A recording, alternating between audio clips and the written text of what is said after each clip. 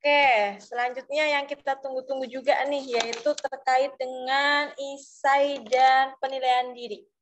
Ya, ini pembicaranya sangat cantik ya, yaitu Kak Febrianti Amol. Ya, silahkan Kak Febri, waktu dan tempat saya persilahkan. Oke, baik. Selamat malam semua. Apakah suara saya terdengar ya? Terdengar Kak? Oke, bentar ya.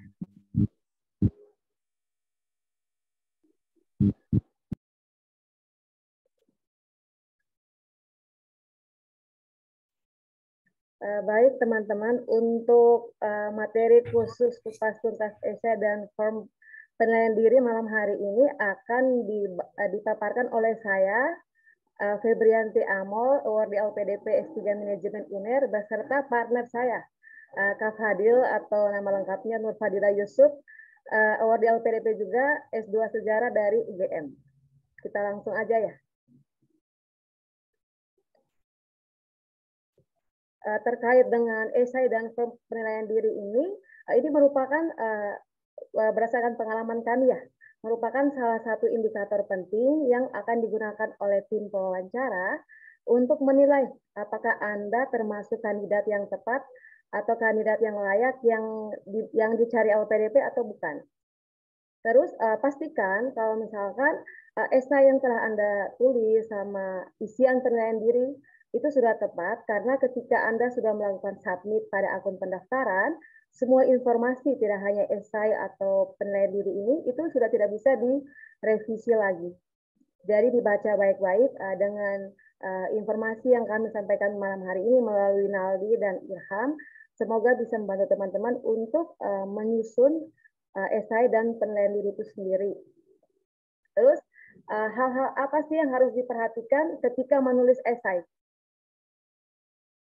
Yang pertama itu pastikan esai yang Anda tulis itu udah rinci, padat, dan jelas. Jadi langsung to the point. Seperti yang tadi Ilham sampaikan, tidak boleh bertele-tele ya. Jadi teman-teman sampaikan strength point dari teman-teman itu seperti apa, sehingga nanti bisa mendukung teman-teman untuk menarik perhatiannya pewawancara, agar pewawancara itu tahu kalau teman-teman ini merupakan kandidat yang layak. Terus berikutnya, esai itu menggambarkan siapa diri kita sebenarnya ya.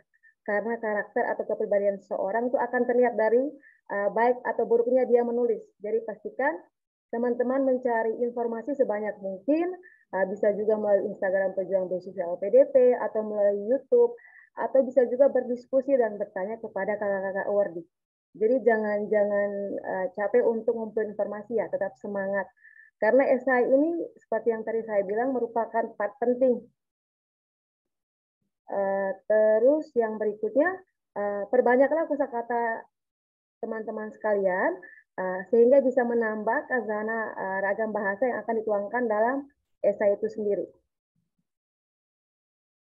Terus apa saja sih yang harus kita paparkan pada esai? Di sini kami membaginya menjadi 5 part penting.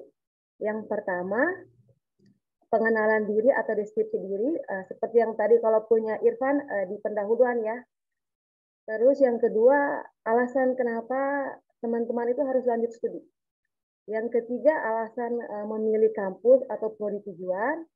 Dan yang keempat, kontribusi, serta yang terakhir, harapan kita para pendaftar untuk Indonesia. Nah, untuk Indonesia ini bisa teman-teman bagi ke lingkup yang lebih kecil, bisa untuk daerah teman-teman atau lingkungan sekitar. Kita langsung saja ya penjelasan dari tiap-tiap poin penting tadi. Yang pertama, untuk pengenalan diri atau deskripsi diri, di sini berdasarkan hasil diskusi kami beberapa awardee, kami membaginya menjadi 2 versi. Untuk yang versi pertama ini, biasanya itu ada yang menulis esai untuk versi pendahuluannya dengan menyampaikan nama lengkap, alamat, terus latar belakang keluarga, background pendidikan, pengalaman kegiatan yang pernah diikuti, serta kesibukan saat ini. Nah, kalau misalkan sudah bekerja, bisa dijelaskan tuh posisi atau job deskripsinya. Sementara untuk versi yang kedua, ini adalah versi yang saya gunakan ketika menulis esai saya waktu mendaftar beasiswa LPDP. Di situ untuk part pengenalannya saya menceritakan ketertarikan saya pada jurusan atau pada kontribusi yang akan saya berikan kepada Indonesia. Nah, waktu itu kebetulan untuk kontribusi saya ingin menjadi dosen. Jadi saya menceritakan awal mula kenapa sih saya harus tertarik untuk menjadi seorang dosen. Terus yang berikutnya bisa ditambahkan dengan background pendidikan. Untuk background pendidikan sih tidak perlu dijelaskan dari SD ya, karena itu kan sudah ada di form ini ya, data diri. Mungkin langsung bisa skip ke S1 atau mungkin SMA kalau misalkan ada cerita menarik. Terus yang ketiga, nah ini merupakan hal penting juga. Di sini teman-teman juga harus memaparkan kontribusi-kontribusi yang sudah pernah teman-teman berikan kepada Indonesia. Nah, melalui kegiatan-kegiatan non-akademik yang pernah diikuti. Ketika teman-teman memaparkan kegiatan non-akademik atau kegiatan sosial, itu teman-teman jangan lupa sertakan. Melalui kegiatan-kegiatan tersebut, adakah pelajaran berharga atau mungkin motivasi yang teman-teman peroleh? Setelah itu yang keempat, ditambahkan dengan kesibukan saat ini. Nah, untuk dua versi ini bisa teman-teman gabungkan untuk membuat satu pengenalan atau deskripsi diri yang menarik ya. Jadi tidak serta-merta harus versi 1 aja atau versi 2. Kalau misalkan dua-dua ini bisa digabung, itu akan jadi lebih bagus sih. Terus part kedua yang penting adalah alasan lanjut studi. Nah, ini merupakan alasan yang penting harus teman-teman paparkan ya. Karena LPDP itu ketika wawancara melalui para pewawancara, mereka akan menanyakan kenapa Anda harus lanjut studi. Sementara kan Anda sudah punya gelar akademik S1, kan sudah bisa berkontribusi, kok ingin lanjut S2 lagi ataupun S3. Nah, untuk lanjut studi, kita tuh harus memulai alasannya dengan sebuah masalah. Di sini kami berdasarkan pengalaman kami, para awardee yang tergabung dalam pejuang beasiswa LPDP, kami meringkas ada macam-macam kategori untuk permasalahan yang bisa teman-teman ambil, yang bisa teman-teman jadikan sebagai alasan untuk lanjut studi. Yang pertama itu, pilihlah masalah yang ada kaitannya dengan jurusan Anda. Kalau misalkan ada yang ingin melanjutkan studi ke S2 manajemen atau S3 manajemen, carilah masalah-masalah yang berkaitan dengan bidang ilmu tersebut. Terus yang kedua, masalah itu juga bisa dipilih yang berkaitan dengan pekerjaan Anda. Kalau misalkan saat ini teman-teman sudah bekerja ya, namun kalau masih fresh graduate dan belum bekerja, bisa menggunakan pilihan yang pertama atau pilihan yang ketiga. Pilihlah masalah yang sesuai dengan passion atau minat Anda. Nah, jelaskan kepada LPDP melalui part 2 ini, bahwasanya kita ini atau Anda ini memang wajib, memang harus untuk lanjut studi. Terus part yang ketiga terkait dengan alasan pilih kampus. Pilih kampus pun harus punya alasan ya teman-teman. Nah, untuk alasan di sini, alasan yang kita pilih harus berkaitan dengan akademik. Untuk poin pertama di sini, terkait alasan pilih kampus, pilihlah kampus atau prodi Anda berdasarkan konsentrasi keilmuan. Jadi sebelum teman-teman memilih kampus, di formulir pendaftarannya LPDP, teman-teman harus cek terlebih dahulu ke kampus tujuan. Kurikulumnya seperti apa, mata kuliah yang disediakan seperti apa, terus cek konsentrasi keilmuannya. Nah, konsentrasi yang disediakan oleh kampus tujuan itu, apakah relate dengan permasalahan yang teman-teman kaji tadi di part 1 atau tidak? Jadi itu harus dicek terlebih dahulu. Kita di sini tidak asal memilih ya. Jadi kita memilih ada alasannya, ada dasarnya. Terus yang kedua terkait kurikulum. Untuk kurikulum ini teman-teman juga jangan lupa memaparkan akan tempuh studi S2 atau S3 ini berapa lama, akan ngambil berapa mata kuliah, akan ngambil berapa SKS. Terus terkait dengan konsentrasi keilmuan, itu teman-teman bisa menyebutkan melalui beberapa mata kuliah penting ya. Mata kuliah yang benar-benar relate dengan permasalahan yang teman-teman bahas pada part 1. Mungkin bisa disebutkan secara garis besar pada mata kuliah tersebut, apa sih yang akan teman-teman pelajari yang relate dengan permasalahan yang teman-teman bahas pada part pertama.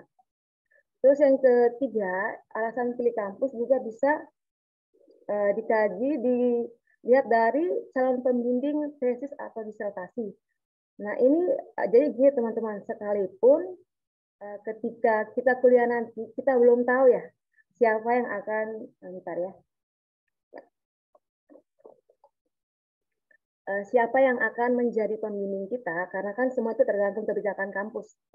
Namun ketika kita menulis pada esai LPDP, kita juga harus menyertakan ini karena ini bisa menjadi alasan kuat kenapa saya atau teman-teman bisa kuliah di atau harus kuliah di kampus tersebut. Untuk calon pembimbing bisa dilihat dari research interest yang dimiliki oleh Bapak atau Ibu dosen tersebut, apakah sesuai dengan yang kita butuhkan atau tidak. Terus kalau misalkan ternyata teman-teman ini ketika mau submit LPDP masih belum punya ide tesis atau disertasi, tapi saran dari saya sih sebaiknya udah punya ya, minimal udah punya gambaran gitu. Nah itu teman-teman bisa menggantikan dengan mungkin menyebutkan beberapa nama dosen yang sekiranya beliau-beliau ini sangat ahli dengan bidang ilmu yang teman-teman butuhkan.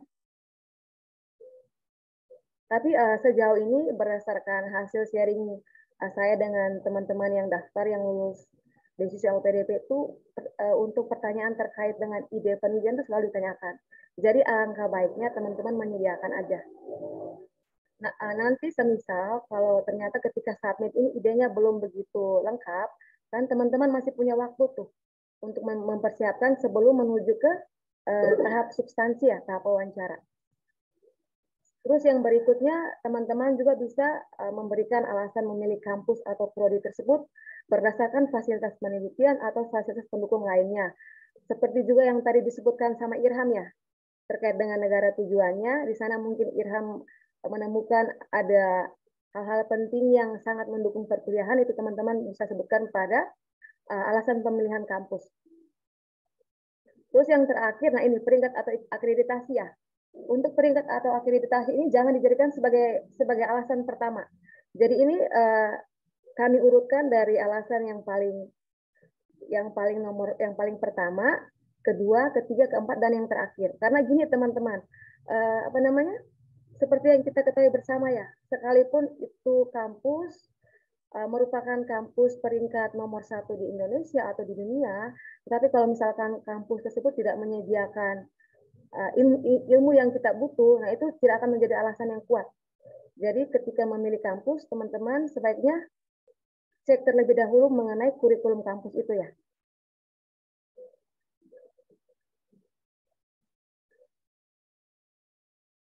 Nah, untuk part kontribusi dan part selanjutnya akan dipaparkan oleh Kak Fadil. Kak Fadil, silakan.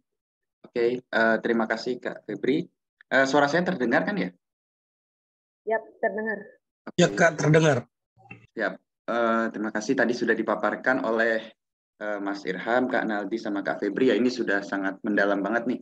Nah ini kontribusi ya, kali ini kontribusi memang sangat vital banget nih. Saya waktu sama Kak Febri di tahun kemarin itu sangat-sangat digegerkan ya Kak Febri ya, dengan kontribusi-kontribusi yang ditulis oleh teman-teman waktu daftar di tahap 1, tahap 2, 2022 ya. Tapi nggak apa-apa, karena memang waktu itu bisa dikatakan mereka adalah masih minim ya waktu itu, masih belum mengetahui bagaimana kontribusi yang seharusnya dipaparkan dan mungkin sesuai dengan kriteria LPDP. Nah, sekilas aja kontribusinya itu tidak harus dalam lingkup nasional ya. Lingkup lokal atau regional asalkan itu berkelanjutan itu sangat-sangat luar biasa, sangat rasional dan sangat mudah diterima ya. Dan itu sangat bernilai plus nantinya ketika kalian akan masuk dalam tahap wawancara nih. Tadi sudah disinggung oleh dua pemateri ya, tadi dari Mas Irham sama Kak Naldi tadi, itu banyak banget tuh insight-nya, dan kemudian sudah dipaparkan juga bahwa esai itu nanti bisa jadi itu ya, penolong atau bisa jadi bumerang nih untuk kalian. Makanya dimanfaatkan ketika ada momen seperti ini nih, teman-teman yang melakukan mereview esai kalian nih. Oke. Lanjut Kak Febri. Nah, sebenarnya kontribusi ini penting juga nih. Tadi ini peran apa yang akan Anda ambil dan Anda lakukan ya. Ini cukup poin pentingnya aja. Misal satu poin. Biasanya umumnya hampir semua mahasiswa pendaftar LPDP itu kebanyakan mencantumkan dosen ya sebagai peran kontribusi yang akan dilakukan nih. Nah, itu cukup nih, dosen. Nah, penjelasannya bagaimana? Nih, next poin selanjutnya Kak Febri. Nah, poin selanjutnya, kenapa sih dosen itu penting ya? kenapa sih alasan kalian memilih menjadi dosen dan kontribusi itu apa yang akan dilakukan? Nah, biasanya jawaban paling solutif, paling yang paling yang diunggulkan adalah karena dosen itu punya tridharma perguruan tinggi ya, ada 3 tuh poinnya. Ada pendidikan, penelitian, dan pengabdian. Nah, itu bisa dijabarkan tuh satu-satu. Pendidikan kan, pendidikan penelitian itu kan sudah jadi tugas dosen ya. Dan kemudian pengabdian. Nah, ini pengabdian ini untuk teman-teman yang mendaftar LPDP juga ketika nanti dipaparkan ketika wawancara itu harus bisa diluaskan lagi speknya, diluaskan speknya, tapi tetap harus sesuai dengan rasionalnya ya, sesuai dengan diterima secara logis nih. Kontribusi itu mengapa penting ya? Jadi kontribusi ini bisa 2 ya, bisa kontribusi dalam lingkup akademis tadi ketika teman-teman menjadi seorang dosen, dan kontribusi di luar akademis. Misalnya saya di esai waktu itu menulis bahwa saya akan mendirikan perpustakaan gratis ya. Perpustakaannya, apa yang membedakan dengan perpustakaan yang ada? Jika perpustakaan yang ada itu lebih mengedepankan penggunaan KTA ya, KTA. Tapi nanti ketika saya paparkan di esai, perpustakaan itu bisa diakses oleh seluruh masyarakat tanpa harus menggunakan KTA. Nah, itu menjadi poin penting pembeda dari kontribusi di luar akademik saya. Next, Kak Febri. Nah, cara merealisasikan, nah ini untuk teman-teman, jadi sangat gampang ya, ini sangat sederhana sekali cara untuk merealisasikan. Buat yang mau menjadi seorang dosen atau menjadi dosen ya, atau teman-teman CPNS yang akan naik jabatan, maka langkah kontribusinya apa nih untuk merealisasikan pertama kali, yaitu lanjut studi ya. Untuk teman-teman yang mau jadi dosen harus S2 pastinya, minimal S2. Bahkan ada beberapa kampus yang memang mensyaratkan untuk S3 lah, S3 ya, minimal S3 seperti UNESA salah satunya dan UI ya. Nah, itu menjadi salah satu langkah penting untuk merealisasikan kontribusi tersebut. Kedua, apa saja tuh? Selain kita melanjutkan pendidikan, ada juga memperbanyak relasi. Nah, ini sangat penting ketika nanti teman-teman kuliah di S2, diusahakan jangan hanya kupu-kupu ya, kuliah pulang, tetapi juga harus dikejar juga nih relasi, ikut dengan komunitas-komunitas atau ikut dengan organisasi yang diadakan di kampus atau mungkin volunteer. Nah, itu kalau bisa diikutkan. Nah, bahkan kalau di Indonesia ya ada kelurahan ya untuk yang mewadahi organisasi mahasiswa penerima LPDP nih. Ada kelurahan, ada di lingkup provinsi itu ada Mata Garuda. Nah, itu kalau bisa teman-teman bisa mengikuti tuh kegiatan-kegiatan untuk apa? Relasi ya, jangka panjang relasi. Karena kita tidak tahu setelah lulus mungkin dari relasi tersebut kita mendapatkan celah nih dari sana, sehingga itu menjadi penting ya untuk untuk mengembangkan relasi tersebut. Dan yang terakhir adalah pengembangan soft skill ya. Nah, apalagi skill ini lebih penting ya. Jadi tidak hanya terpatok dalam akademis saja, tetapi skill ini juga penting nih karena tuntutan misal teman-teman yang mau bekerja atau mungkin menjadi seorang dosen atau menjadi akademis atau praktisi, ini sangat-sangat dimungkinkan nih menggunakan skill-skill di luar kebidangan jurusan teman-teman yang akan dipilih di S2 atau S3 nanti. Nah, mungkin kalau S3 sudah lebih paham ya, karena dunia lapangannya sudah merasakan dunia lapangan yang seperti apa, dan kalau bisa nanti soft skill-nya ini lebih dikembangkan. Jadi ada 3 ya, bagaimana cara kita merealisasikan itu. Yang pertama tadi menempuh pendidikan, menambah relasi, dan soft skill itu ditambah lagi ya. Oke, sepertinya ada saran nih selain ini. Next, Kak Febri. Nah, saran ya, untuk poin ini kita bisa menggunakan tadi tuh metode-metodenya ya.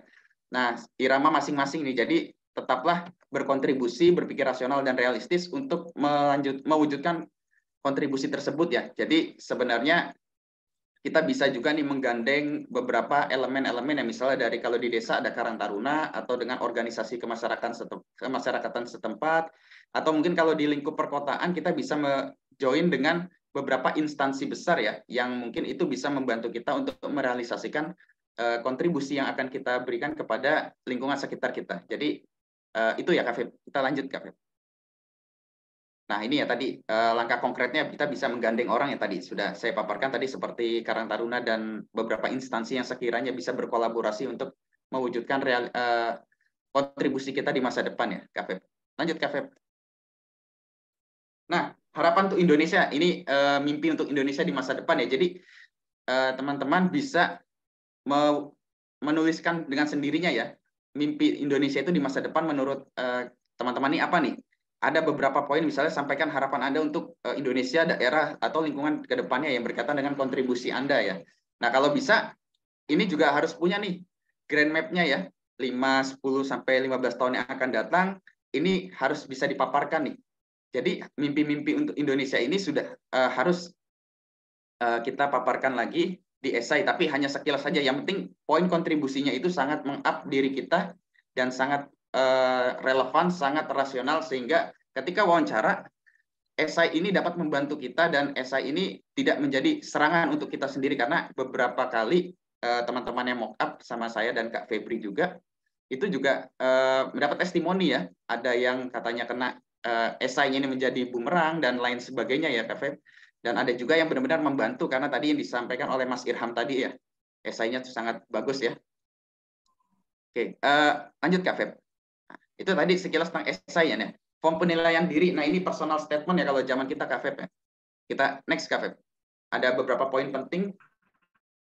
Nah, ada kelebihan, ada kekurangan, ada pengalaman yang membanggakan ya. Ini tadi sempat dipaparkan oleh kedua pemateri kita di awal nih. Kelebihan, kalau bisa kelebihan dan kekurangan ini harus balance ya. Misalnya kalian memaparkan ada 3 kelebihan dan kalian juga harus punya 3 kekurangan nih. Tetapi kelebihan itu misalnya kayak saya waktu itu mencantumkan manajemen waktunya yang sangat baik nih. Nah, saya buktikan bahwa ketika berkuliah, ketika S1 saya tidak hanya berkuliah nih, tetapi saya juga mengikuti organisasi, saya juga bekerja part-time, dan juga saya bisa lulus tepat pada waktunya ya dengan IPK cum laude waktu itu. Nah, itu saya paparkan di esai saya waktu itu.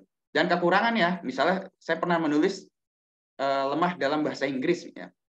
Nah, lemah dalam bahasa Inggris itu saya buktikan, saya les ya, ikut les dengan lembaga bahasa Inggris yang ada di sekitar, sehingga dengan dibuktikan skor TOEFL yang bisa saya gunakan untuk mendaftar LPDP. Nah, itu solusinya. Jadi kalian bisa memberikan kelebihan, kekurangan, dan kalian bisa buktikan, dan kalau bisa kekurangan itu kalian berikan solusi ya. Jadi tidak hanya permasalahan, tapi kalian punya solusinya nih, apa yang sekiranya bisa mengatasi permasalahan tersebut, karena LPDP ini mencari orang yang solutif, bukan hanya pintar saja ya. Nah, kemudian pengalaman yang membanggakan ini cukup jelas ya, pengalaman masing-masing ya. Jadi teman-teman bisa paparkan di pengalaman membanggakan itu. Next Kak Febri. Nah, ada yang kurang membanggakan itu juga menurut teman-teman masing-masing. Kesalahan yang pernah dilakukan ini beragam ya, baik itu dalam lingkup akademis atau yang teman-teman sudah pernah bekerja, itu bisa dipaparkan juga kesalahan yang pernah dilakukan. Dan hal terakhir yang diajarkan dalam diri sendiri, nah berikan penjelasan nih, misalnya yang diajarkan pertama, kalian pernah punya sedikit masalah nih dengan sesuatu. Nah, apa yang harus kalian lakukan? Misalnya, contoh saya waktu itu menulis berdamai dengan keadaan karena bla bla bla bla, karena di waktu itu COVID ya, dan tidak ada waktu itu untuk relasi. Misalnya waktu itu saya bingung bekerja atau mau S2, ini bingung nih karena waktu itu LPDP nggak buka dan banyak pekerjaan yang tutup ketika COVID itu ya. Dan solusinya pas saya harus berdamai dengan keadaan, dan itu sekiranya relevan waktu itu, mendapat apresiasi sangat bagus nih dari teman-teman reviewer waktu itu. Oke, itu dari penilaian diri, dari ada 6 ya, ada kelebihan sampai juga hal terakhir yang diajarkan. Nah, mungkin ini Kak Febri bisa menambahkan nih penilaian dirinya. Oke, baik. Untuk penilaian diri yang terakhir itu ada tugas di luar ruang lingkup tugas Anda seharusnya. Ini cukup jelas ya teman-teman. Ini teman-teman paparkan berdasarkan kalau misalkan yang belum bekerja mungkin punya pengalaman ketika kuliah dulu pernah berorganisasi dan mungkin diberikan tugas di luar ini ya, di luar divisinya. Nah, saya lanjutkan ke yang terakhir. Ini merupakan salah satu part penting berbeda dengan peserta lain. Jadi teman-teman itu mungkin ada yang saya temui kebanyakan itu sering mengabaikan bagian ini. Sementara bagian ini merupakan salah satu bagian penting karena di sini kalau saya orang manajemen saya ngomongnya bentuk promosi ya, mempromosikan diri saya ke LPDP kalau saya ini merupakan kandidat yang layak dan tepat yang harus LPDP pilih. Nah, untuk menginformasikan kepada pihak LPDP saya layaknya seperti apa, nah itu teman-teman harus memberikan jawaban yang singkat, padat, dan jelas karena seperti yang kita ketahui bersama ya, untuk isian formulir penilaian diri ini kan dibatasi. Jadi teman-teman harus bisa merangkai kata-kata menjadi kalimat yang indah, yang menarik, sehingga ketika pewawancara membaca itu dia merasa ini merupakan yang menarik. Karena perlu teman-teman ketahui kalau pewawancara itu sehari ketika di sesi seleksi substansi itu dia wawancara banyak orang. Jadi sebisa mungkin kita menunjukkan poin-poin dari diri kita yang menarik sehingga pewawancara pun merasa kita ini layak. Nah, apa aja sih yang perlu kita paparkan di pembeda dengan peserta lain? Di sini kami membaginya menjadi 3 poin. Yang pertama, sampaikanlah nilai diri yang relevan dengan nilai LPDP. Terus yang berikut, kontribusi yang pernah teman-teman berikan kepada Indonesia atau kepada daerah atau kepada lingkungan sekitar, atau mungkin yang belum bekerja ketika kuliah pernah ikut organisasi atau pernah ikut kegiatan sosial bisa dipaparkan di sini. Tapi ingat, harus singkat, padat, dan jelas ya, karena kita dibatasi untuk karakternya. Terus yang terakhir, kontribusi yang akan teman-teman berikan kepada Indonesia setelah lulus. Ini pun harus dipaparkan, tapi secara singkat aja ya.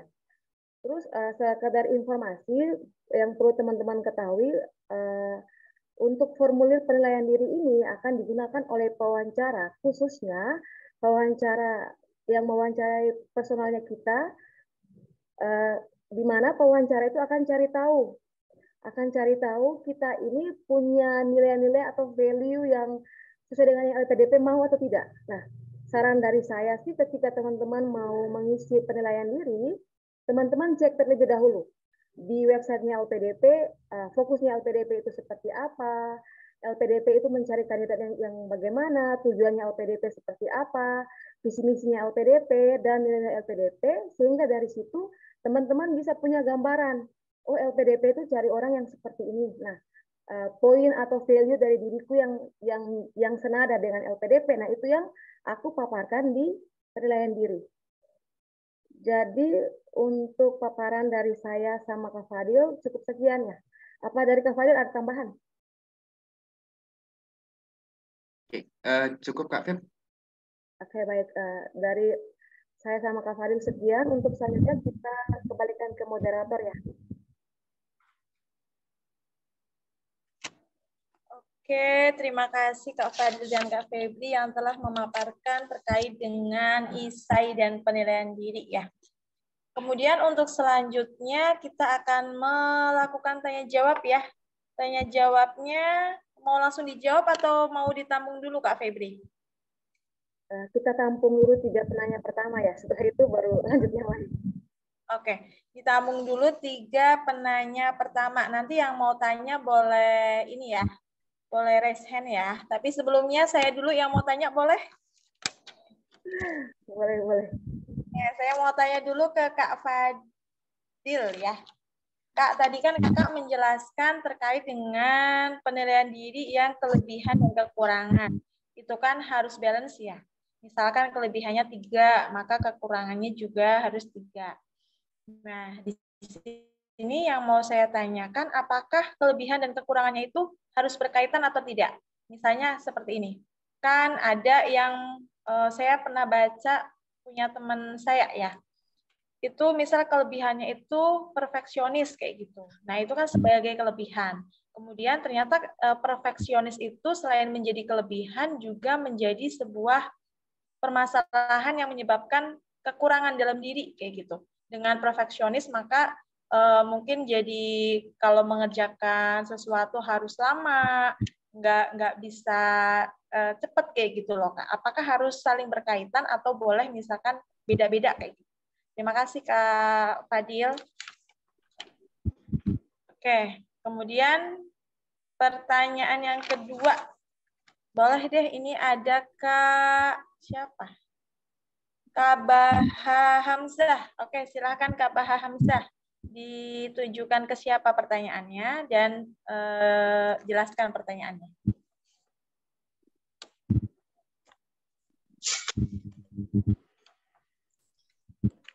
Baik, terima kasih Ibu Moderator, Bu Indri. Saya ingin bertanya kepada teman-teman Bapak-Bapak materi. Ya Bu, soalnya ini pertanyaannya general. terkait pemahaman tentang LPDP yang nantinya akan jadi motivasi saya ketika menulis esai maupun mengisi formulir.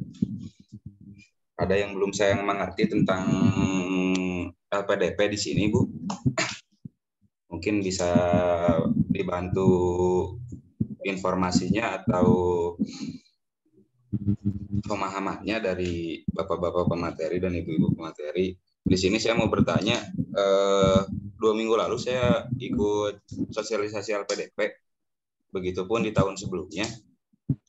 Di sini LPDP itu kan salah satu feedback yang harus diberikan adalah mengabdi selama 2 kali masa studi ditambah 1.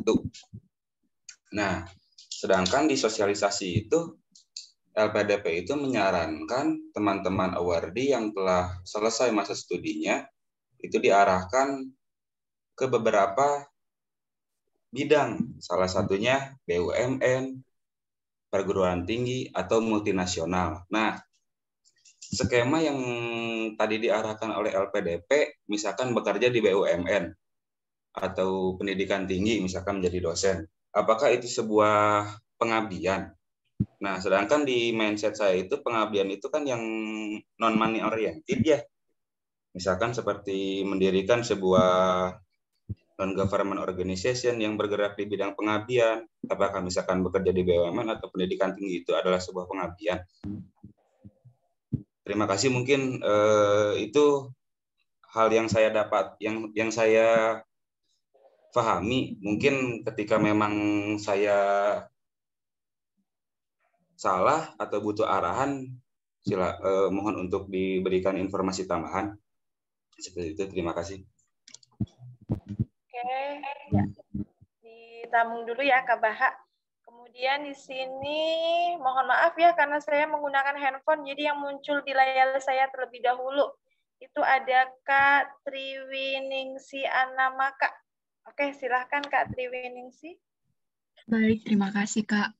Mohon maaf tidak bisa nyalakan kamera karena ada di tempat yang kurang bagus. Saya Triwiningsi dari Nusa Tenggara Timur, dari Sumba. Salam kenal untuk kakak-kakak pemateri dari NTT.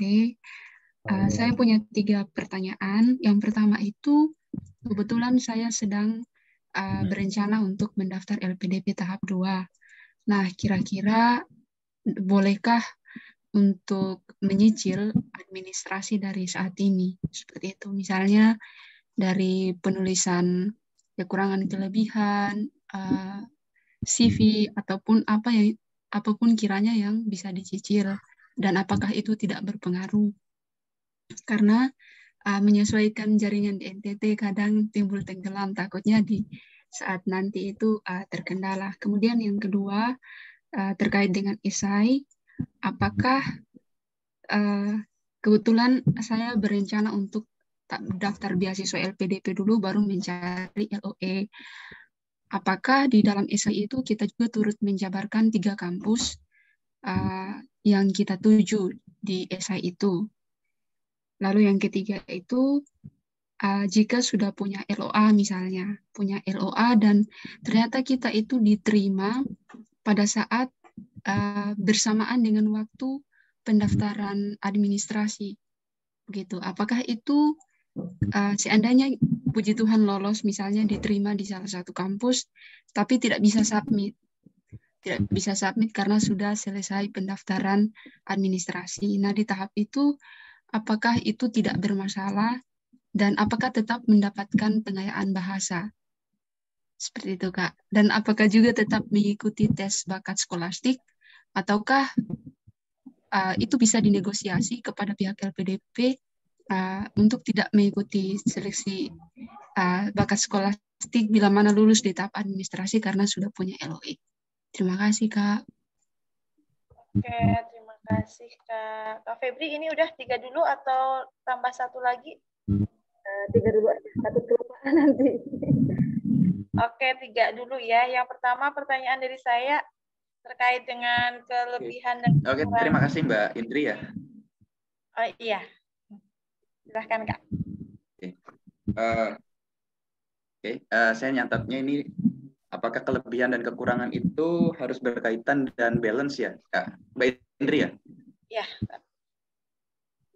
Oke.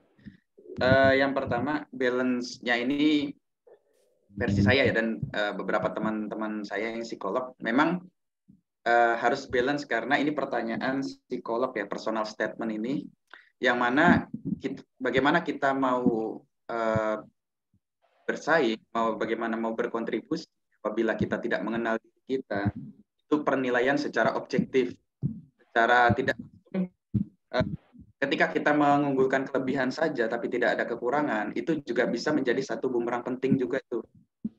Esai, meskipun tidak banyak ya pertanyaan-pertanyaan yang muncul untuk menyerang personal statement ini, tapi kita bisa mengantisipasi dengan membalancekan kelebihan dan kekurangan itu. Kemudian apakah harus berkaitan? Nah, ini adalah kita balik lagi nih, setiap orang memiliki personal berbeda ya. Saya dengan Kak Febri, saya dengan Mas Irham, atau saya dengan Rina, itu juga berkaitan. Ya, tadi misalnya Mas Irham kalau tidak salah mengkaitkan bahwa saya pelupa ya, Mas Irham ya, kelebihan tidak pelupa ya, seperti itu ya. Jangan mencantumkan seperti itu ya. Oke, nah saya juga mencantumkan waktu itu kelemahan saya adalah pelupa ya, gitu. Maka solusinya adalah saya harus mencatat jadwal-jadwal yang harus atau apa saja yang akan saya lakukan di hari itu ya. Nah, jadi misalnya tadi Mbak Indri mengatakan perfeksionis. Nah, perfeksionis ini kita lihat nih penjabarannya si pendaftar nih, perfeksionis dalam hal apa dulu tadi ya, misalnya dalam hal pekerjaan misalnya. Bisa jadi ini sebagai kelebihan, bisa jadi sebagai kekurangan. Kelebihannya adalah perfeksionis artinya dia harus bekerja secara maksimal ya. Tetapi kelebihannya itu kelebihannya, kekurangannya adalah ketika dia perfeksionis maka teamwork secara kerjasama dengan orang ini akan sangat kurang ya, karena dia akan mengedepankan pandangannya dia saja, karena dia perfeksionis, belum tentu dia mau menerima pandangan dari orang lain. Nah, itu bisa dikaitkan dengan kelebihan dan kekurangan, itu bisa berkorelasi Mbak Indri. Ya. Bagaimana Mbak In? Ya Kak, berarti bisa berkorelasi, tapi ada juga yang misalkan nggak berkorelasi, nggak apa-apa ya? Nggak apa-apa Mbak In, karena yang penting kita bisa misalnya kayak tadi perfeksionis, tapi kita jabarkan juga tuh perfeksionisnya yang seperti apa, atau kekurangan yang seperti apa gitu ya, perfeksionisnya. Oke. Terima kasih Kak Fadil. Sama-sama Mbak Indri. Kemudian pertanyaan yang kedua dari Kak Baha, yaitu minta untuk dijelaskan dulu apa itu LPDP, dan kemudian yang saya tangkap itu pengabdian itu maksudnya seperti apa? Apakah pengabdian itu ke masyarakat, atau tadi sempat menyinggung bekerja di BUMN, apakah sebuah pengabdian seperti itu? Ini siapa yang mau menjawab ya Kak? Silahkan. Siapa? Irham sama Naldi ada jawaban nggak? Atau aku ya? Kak Febri dulu, nanti baru tambah. Oke. Terkait pertanyaan dari Kak tadi, untuk pengabdiannya LPDP 2N+1 yang dimaksud itu yang kontribusinya kita setelah lulus studi nanti. Jadi kalau misalkan ternyata Kak Irfan punya kontribusi akan bekerja di BUMN atau menjadi dosen, terus punya kontribusi pengabdian yang bukan money oriented, itu juga nggak masalah. Intinya sebelum kita kemana-mana kita harus mengabdi 2N+1. Seperti itu Kak Hamzah. Udah jelas atau ada pertanyaan lain lagi ya? Ada pertanyaan lagi atau tidak Kak Baha? Nambahin, mungkin saya bisa nambahin dikit, boleh nggak Mbak? Boleh. Ya mungkin bagi Kak Baha, sebenarnya LPDP itu apa? LPDP itu merupakan sebuah lembaga beasiswa yang bisa dibilang salah satu lembaga beasiswa yang cukup generous, bisa dibilang sangat yang paling generous lah untuk saat ini, karena terkait dengan mekanisme pembiayaannya itu dibandingkan dengan beasiswa lain sangat-sangat lengkap. Jadi sangat direkomendasikan bagi teman-teman yang memang pengen kuliah di luar negeri atau dalam negeri untuk mendapatkan dana yang istilahnya bisa bikin kita nggak khawatir seperti itu. Nah, terkait dengan pengabdian sendiri sebenarnya terkait dengan itu pattern ataupun patokan dari LPDP sebenarnya itu sangat fleksibel. Jadi nggak ada yang tertulis harus pengabdian seperti apa, bentuknya seperti apa, karena kita tahu bahwasanya ASN sendiri itu kan istilahnya abdi negara. Abdi negara kan mengabdi kayak gitu. Jadi as long as kita emang bisa mencurahkan diri terhadap apa yang sudah kita yakini dan itu baik untuk masyarakat, menurut saya itu udah jadi pengabdian. Karena apa? Karena itu nggak tertulis, Mas. Jadi nggak ada penilaian yang konkret terkait dengan pengabdian yang disyaratkan dari PKLPDP. Bahkan kalau sama di luar negeri, yang mau lanjut luar negeri itu kan yang penting itu kan balik seperti itu. Nah, walaupun nanti kita bekerja di corporate atau apa, setidaknya kita mengabdikan diri untuk ya kalau sama kita emang punya waktu luang lebih, kita bisa mendirikan sebuah foundation dan lain-lain yang benar-benar foundation ya, yang memang bisa memberikan kebermanfaat yang baik kepada masyarakat. Tapi kembali lagi, semua itu nggak ada pattern yang jelas dari pihak LPDP karena ya emang selama ini belum ada konkretnya seperti itu. Nggak ada nilai yang pasti lah yang dibenarkan dari pihak LPDP. Oke, saya tambahkan sedikit, Kak Indri. Ya, silahkan Kak. Ya, jadi terkait kontribusi itu sendiri, nah itu memang tidak terlalu diperhatikan oleh LPDP, tapi semenjak saya mengikuti pembekalan afirmasi itu, kemudian dari sosialisasi itu, memang ditekankan oleh Pak Dwi kalau bisa di lingkungan dimanapun kita berada itu usahakan untuk memberikan kontribusi lewat hal-hal kecil yang kita berikan kepada instansi di mana kita bekerja. Baik. Oke. Ada yang mau menambahkan lagi? Aku tambahin satu. Mungkin sedikit memberikan gambaran ketika kami mengadakan webinar pada malam hari ini juga merupakan salah satu kontribusi yang kami berikan kepada Indonesia ya. Ya, betul. Dengan memberikan edukasi, memberikan informasi kepada teman-teman terkait dengan proses pendaftaran beasiswa LPDP, review esai, simulasi wawancara dan lain sebagainya. Jadi ini juga merupakan salah satu bentuk kontribusi dari kami meskipun kami belum lulus studi. Jadi seperti itu ya, Kak siapa tadi Kak Hamzah. Oke. Oke, cukup Kak Baha. Baik, diterima informasinya, Kak. Cuman ini kalau mau misalkan ya untuk yang telah nantinya lulus misalkan dari jenjang studinya itu apakah selalu di follow up untuk kamu telah mengabdi apa seperti itu enggak ya, atau yang penting ada di Indonesia gitu, mau istilahnya mengabdi tadi di bidang apapun gitu.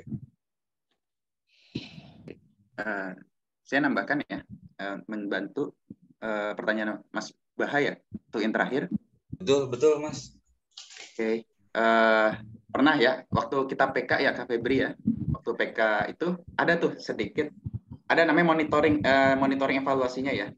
Jadi LPDP itu punya data berapa orang yang sudah bekerja, magang atau mungkin masih studi atau alumni yang masih baru lulus tapi belum dapat kerja, itu ada yang buka usaha atau apa, itu LPDP punya datanya. Karena apa? Nanti ketika kita lulus, teman-teman awardia ini sudah lulus, itu nanti ada pelaporan di akunnya LPDP, di akunnya yang kita buat itu. Nah, itu pemantauan LPDP dari sana tuh.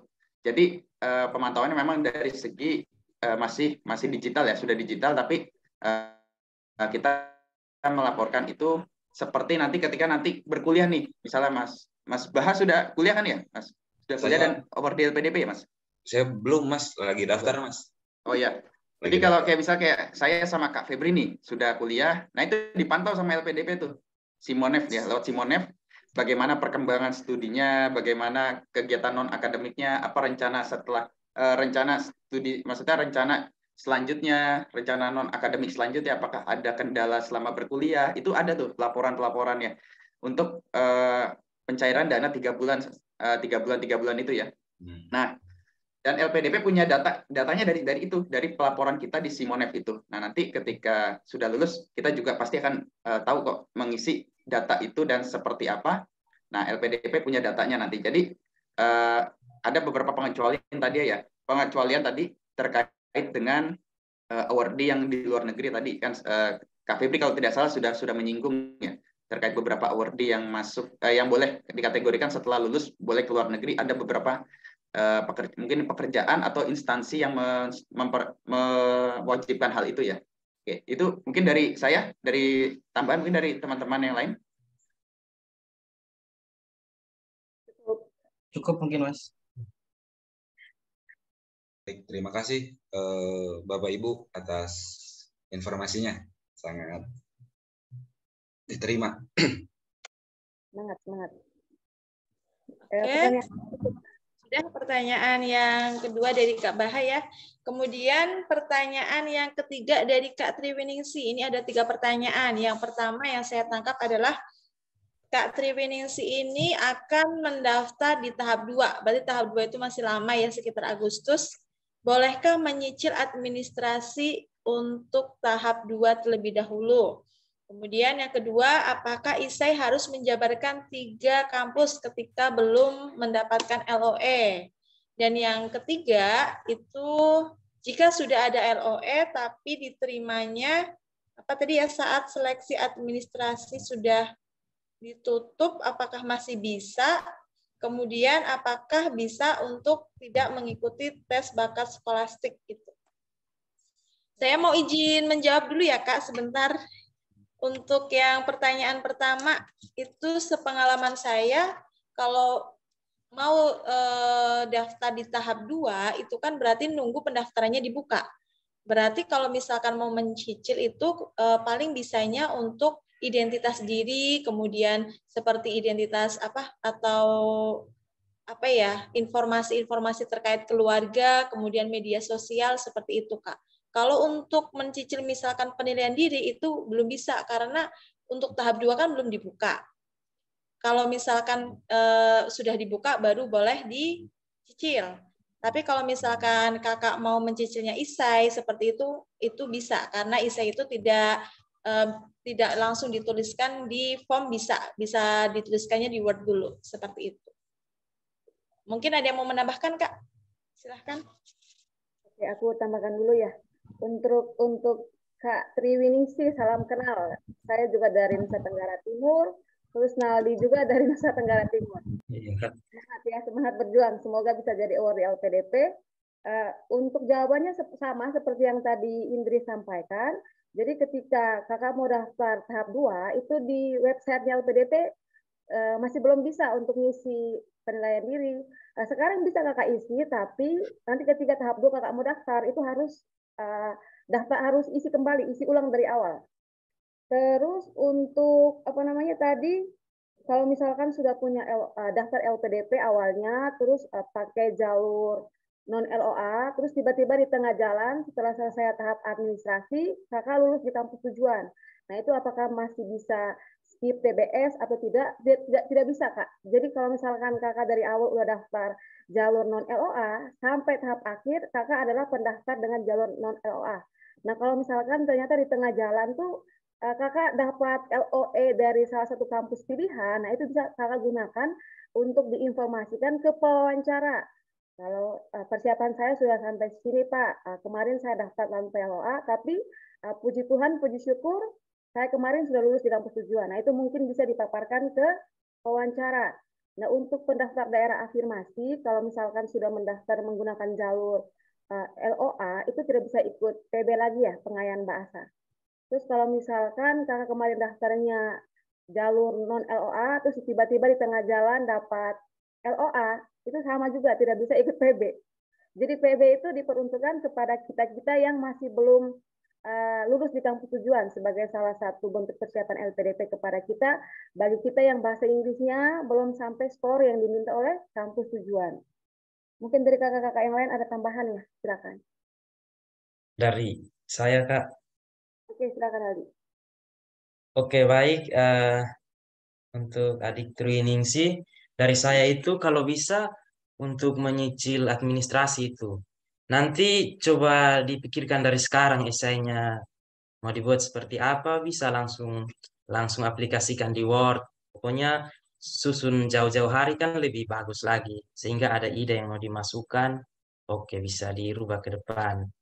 Kemudian yang pertanyaan kedua terkait esai itu yang uh, di ketiga pilihan kampus itu bisa dijabarkan juga di esai, tapi nanti cari satu kampus yang memang benar-benar menjadi tujuan adik berkuliah itu, sehingga bisa dijabarkan lebih rinci lagi satu kampus yang menjadi tujuan kuliah adik. Itu saja. Dari Kak Fadil sama Ilham ada tambahan nggak?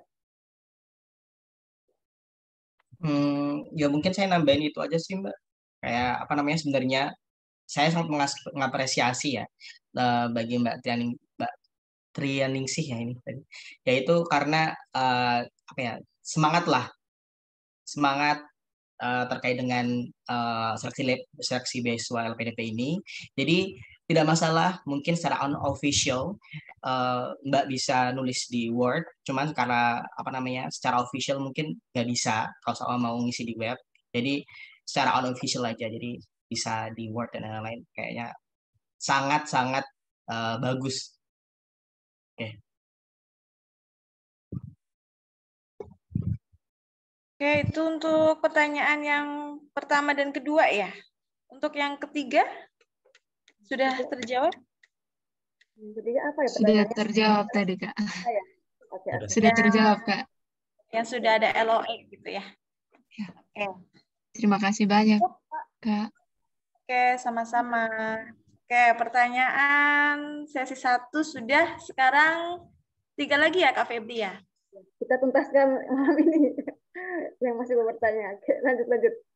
Banyak banget soalnya yang mau tanya nih. 1, 2, 3. Pertanyaan selanjutnya saya pilih dulu ya. Ini kalau di layar saya sih ada Kak Christopher.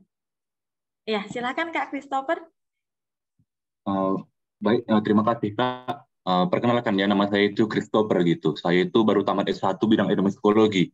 Dan sekarang ini saya lagi buka usaha gitu ya, bidang seni musik, seperti kayak musisi, pembuatan alat musik, dan kadang-kadang saya juga jadi pengajar seni gitu ya. Ini terkait dengan esai gitu ya. Kan ada syarat LPDP itu, kita itu nggak boleh bekerja selama studi, kan gitu kan. Seandainya lulus nggak boleh bekerja selama studi gitu kan. Terus kebetulan juga saya S2-nya ini rencana mau mengambil bidang pengkajian seni, bidang seni juga gitu kan. Yang mana jurusan saya ini juga relate gitu dengan apa yang saya kerjakan, seperti kayak pelestarian budaya, seniman, dan lain-lain gitu. Yang ingin saya tanyakan untuk essay saya ini gitu kan, apakah jika saya menuliskan di essay gitu, jika saya mengambil studi ini, saya akan meneruskan usaha saya bidang entrepreneur gitu, bidang seni gitu, apakah ini akan jadi suatu kelebihan atau malah ini jadi alasan orang itu nanti, nanti kok jadi bekerja gitu, nanti entah nggak fokus dia kuliah gitu, malah jadi nggak fokus kuliah gitu, malah ya ingin saya tanyakan, apakah peran saya sebagai buka usaha sini malah bisa mendukung untuk essay saya gitu, mungkin bisa ditangkap kira-kira ya Pak Bu gitu. Terima kasih. Oke ya. Pertanyaannya intinya, apakah jika saya menuliskan di esai itu tentang usaha atau pekerjaan Kak Christopher gitu, apakah itu menjadi suatu kelebihan atau justru menjadi suatu kayak permasalahan gitu ya? Iya, karena syarat LPDP itu kan nggak boleh bekerja sama studi gitu, itu intinya kira-kira. Oke, bisa ditangkap. Oke, selanjutnya untuk pertanyaan kedua ini yang muncul di layar saya, ada Kak siapa ini? Kak Pais Sabili ya. Ya, silakan Kak. Ya, terima kasih Kak. Saya sebelumnya saya Pais Sabili. Saya ingin bertanya terkait dua hal. Yang pertama, kalau misalnya studi S2-nya tidak linear dengan studi S1-nya gimana Kak? Terus kan saya ada rencana untuk kuliah di luar negeri. Itu saya lihat kelas internasional yang saya tuju itu kelasnya hanya terdapat kelas di negara tersebut, yaitu Italia. itu ntar setelah lulus apakah ada kayak pengembangan bahasanya dulu atau gimana Kak? Itu aja. Gimana tadi kelas internasionalnya ada di mana tadi? Saya lihat di web di kampusnya itu kelasnya hanya tersedia untuk apa? Untuk kelasnya itu hanya ada bahasa di negara tersebut. Jadi nggak ada kelas bahasa Inggrisnya. Jadi di kelasnya itu tidak pakai bahasa Inggris. Apakah ntar setelah lulus LPDP ada pengembangan bahasa dulu atau bagaimana? Oke. Oke, bisa ditangkap. Oke, kemudian di sini ada Kak Ike. Kak Ike, silahkan Kak Ike. Halo, selamat malam Kak dan kakak-kakak pemateri. Ya, perkenalkan nama saya Ike. Di sini saya ada beberapa pertanyaan Kak. Yang pertama itu terkait dengan berkas administrasi. Apakah benar TOEFL ITP yang digunakan itu bisa menggunakan unofficial certificate dari lembaga ITS-nya atau tidak? Lalu yang kedua itu minta saran dong Kak dan tips dan triknya untuk esai komitmen kembali ke Indonesia untuk kami yang apply beasiswa dalam negeri Kak. Karena tadi kan rata-rata yang dijelaskan yang untuk luar negeri. Nah, untuk yang dalam negeri kan kami bingung tuh Kak. Untuk yang komitmen kembali ke Indonesia itu seperti apa? Sedangkan kami studinya juga mengambil yang di dalam negeri. Lalu berkaitan dengan pertanyaannya Kak Baha Hamzah tadi. Untuk masa pengabdian atau kontribusi untuk award di dalam negeri itu apakah juga sama? Dua kali masa studi plus 1 tahun atau bagaimana skemanya juga? Lalu untuk award di dalam negeri yang jika dalam masa pengabdiannya tersebut ingin melanjutkan studi S3 yang benar-benar dibutuhkan untuk mewujudkan pengabdian diri kita gitu Kak, misal ingin menjadi dosen, apakah boleh gitu Kak, selama 2N plus satunya itu kita studi ke luar negeri gitu? Atau benar-benar harus stay di Indonesia, seperti itu. Lalu yang terakhir, jika tidak lolos administrasi atau skolastik tahap 1, apakah boleh langsung mendaftar ke tahap kedua? Gitu Kak. Nanti kalau buka beasiswa LPDP di tahap 2 di bulan Juni nanti, apakah bisa langsung daftar atau bagaimana? Atau tidak boleh atau bagaimana gitu? Sudah Kak, terima kasih. Oke, ada 4 pertanyaan ya. Nanti kalau saya keliru boleh direvisi lagi ya Kak Ike ya. Iya Kak. Oke, pertanyaan pertama dari Kak Christopher tadi. Karena Kak Christopher itu sedang bekerja ya, atau sedang apa sih tadi namanya? Berwirausaha ya, berkaitan dengan seni. Sedangkan dalam LPDP itu tidak boleh sedang bekerja. Jika menuliskan di esai tentang pekerjaannya, apakah termasuk kekelebihan atau justru menjadi sebuah bumerang atau permasalahan? Silakan Kak, siapa yang mau menjawab?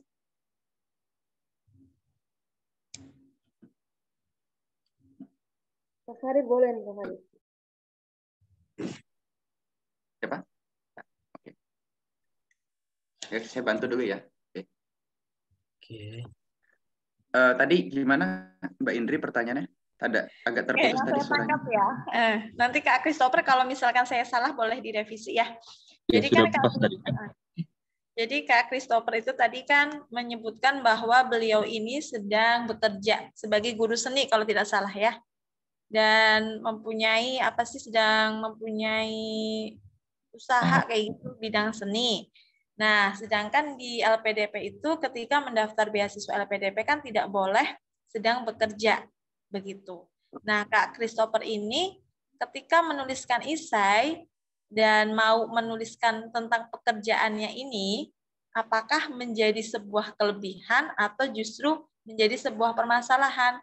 Karena kan sedang kerja, harusnya nggak boleh mendaftar beasiswa kayak gitu loh, Kak. Bisa ditangkap? Ya, bisa. Pertanyaannya agak berat ya, Mbak Indri. Halo. Suara saya agak terputus ya? Halo?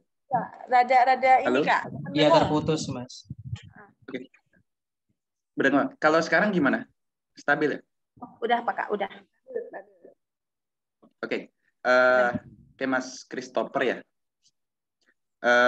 Saya nangkapnya gini. Jadi kalau tidak salah tadi Mas Christopher itu bilang tidak linear ya Mas ya, sebelumnya ya. Linear yang saya kerjakan dengan jurusan saya. Gitu. Oh jurusannya, oke. Yang pertama tadi yang saya tangkap ya di akhir ini tadi, apakah ketika sedang bekerja terus ikut seleksi LPDP itu menurut saya tidak masalah ya Mas, tidak menjadi bumerang, justru itu menjadi poin kelebihan dari Mas Chris, bukan poin kelebihan ya sedang bekerja, karena memang ketika saya daftar LPDP saya juga waktu itu masih bekerja waktu itu. Kemudian ketika sudah lulus artinya dalam dinyatakan awardee ya, sudah berkuliah. Nah, itu memang kita harus mengacu ke SP15 ya. SP15 itu kalau di salah satu poin itu tidak sedang bekerja ya, yang mengakibatkan itu mengganggu kuliah ya. Nanti koreksi kalau saya salah ya Kak Febri ya. SP15-nya. Nah, itu kalau bisa kita harus mengacu itu ya. Pahit-pahitnya memang kita harus mengacu di SP15 tersebut, karena memang LPDP tidak mau menyebabkan double funding. Bahkan jangankan bekerja ya, ketika kita nanti riset ternyata kita dapat bantuan dana nih dari risetnya kita, misalnya risetnya ini bekerja sama dengan salah satu instansi dan instansi ini membiayai riset tersebut. Nah, itu juga sebenarnya menyebabkan double funding yang menurut saya atau yang penafsiran saya itu tidak boleh diperbolehkan ketika kita mengacu ke SP15 itu sendiri. Oke, tadi pertanyaan berikutnya Pak Mas Christopher. Ini kasus saya wirausaha gitu Pak, bukan kerja pada instansi gitu. Oke. Apakah itu bagaimana kira-kira Pak? Apakah wirausaha? Oke, iya. Wirausaha ya. Jadi wirausaha apakah memang gimana? Apakah boleh sambil berwirausaha kalau kita ikut LPDP gitu? Oke. Kalau sudah berkuliah ya kita acuan. Setelah berkuliah, memang ada beberapa dari awardee yang melakukan hal yang serupa tuh, berwirausaha. Bahkan ada juga yang dia buka jasa ya, wirausaha dalam arti buka jasa, fotografer atau mungkin jasa desain yang sekiranya itu nggak mengganggu kan, nggak mengganggu kuliah kita ya, karena memang mengacunya ke SP15 tersebut tidak mengganggu kuliah itu ya. Tapi kita harus itu tadi ya, semoga dengan wirausahanya ini memang tidak benar-benar mengganggu perkuliahannya. Misalnya Mas Christopher sudah dinyatakan sebagai awardee dan sebagai mahasiswa yang di kampus tujuan ya Mas ya. Oke, itu dari saya. Mungkin nanti ada tambahan dari Kak Febri atau Mas Irham atau Kak Naldi ya. Oke, dari saya Kak, tambah sedikit. Ya, silahkan. Iya, jadi terkait pekerjaan itu sendiri, itu lokasi wirausahanya sekarang di mana? Kalau boleh tahu, Christopher. Di Medan sih, kebetulan juga kampus yang mau saya ambil di Medan begitu Bang. Lokasinya di Medan, maksudnya selama pekerjaan itu tidak mengganggu waktu kuliah saja, bisa saja. Ada yang di UGM itu pengalaman saya, ada yang sambil kuliah LPDP itu dia juga isi-isi waktu di kantor. Kebetulan dia kerjanya di BPJS, tapi dalam seminggu itu dia ke kantor cuma 2 kali saja. Jadi maksudnya selama tidak mengganggu pekerjaan saja, maksudnya tidak mengganggu waktu kuliah saja, bisa saja. Tapi yang penting LPDP jangan tahu kalau misalnya ada laporan atau apa, berarti bahaya juga. Itu sih.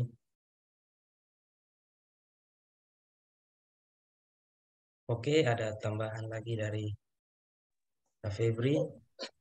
Cukup? Oke.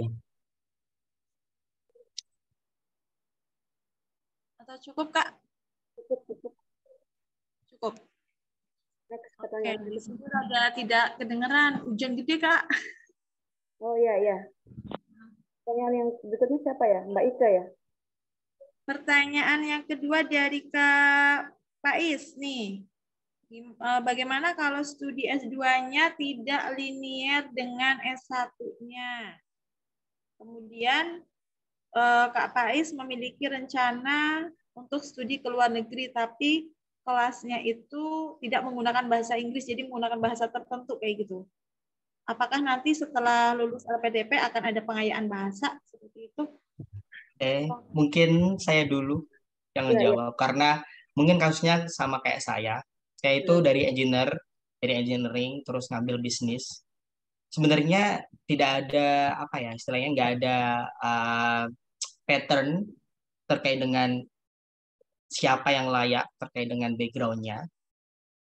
Tapi ini mungkin dari Kak Febri mungkin bisa mensiasati alasan seberapa kuat alasan Kak Febri untuk cross major seperti itu.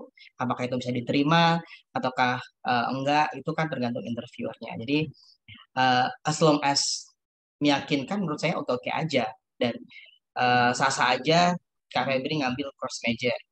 Dan apa namanya terkait dengan tadi international class, sebenarnya international class itu harusnya sih pakai Inggris Kak. Jadi kalau soal nggak kalau itu tadi pakai bahasa Italia mungkin ya bahasanya itu bukan apa namanya bukan international class.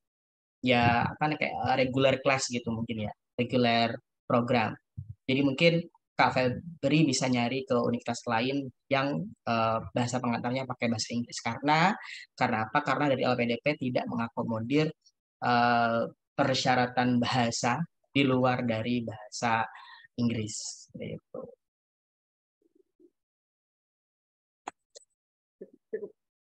Sudah terjawab ya, Mas siapa namanya? Mas Faiz. Oke, terima kasih Mas. Oke. Pertanyaan berikutnya apa ya Indri ya?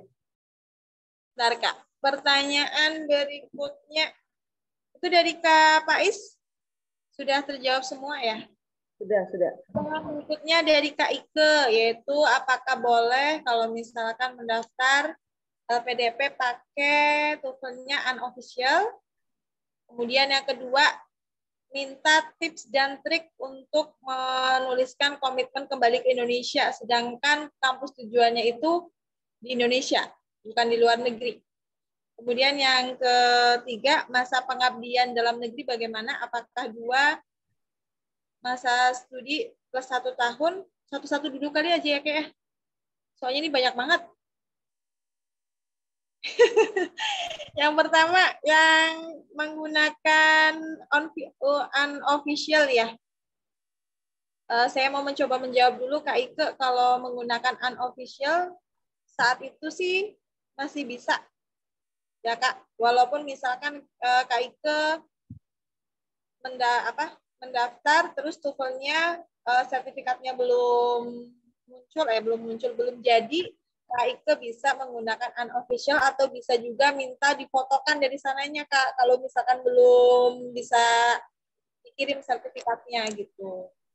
Kemudian yang kedua, tips dan trik komitmen kembali ke Indonesia, sedangkan Kak Ike-nya nanti daftarnya di dalam negeri.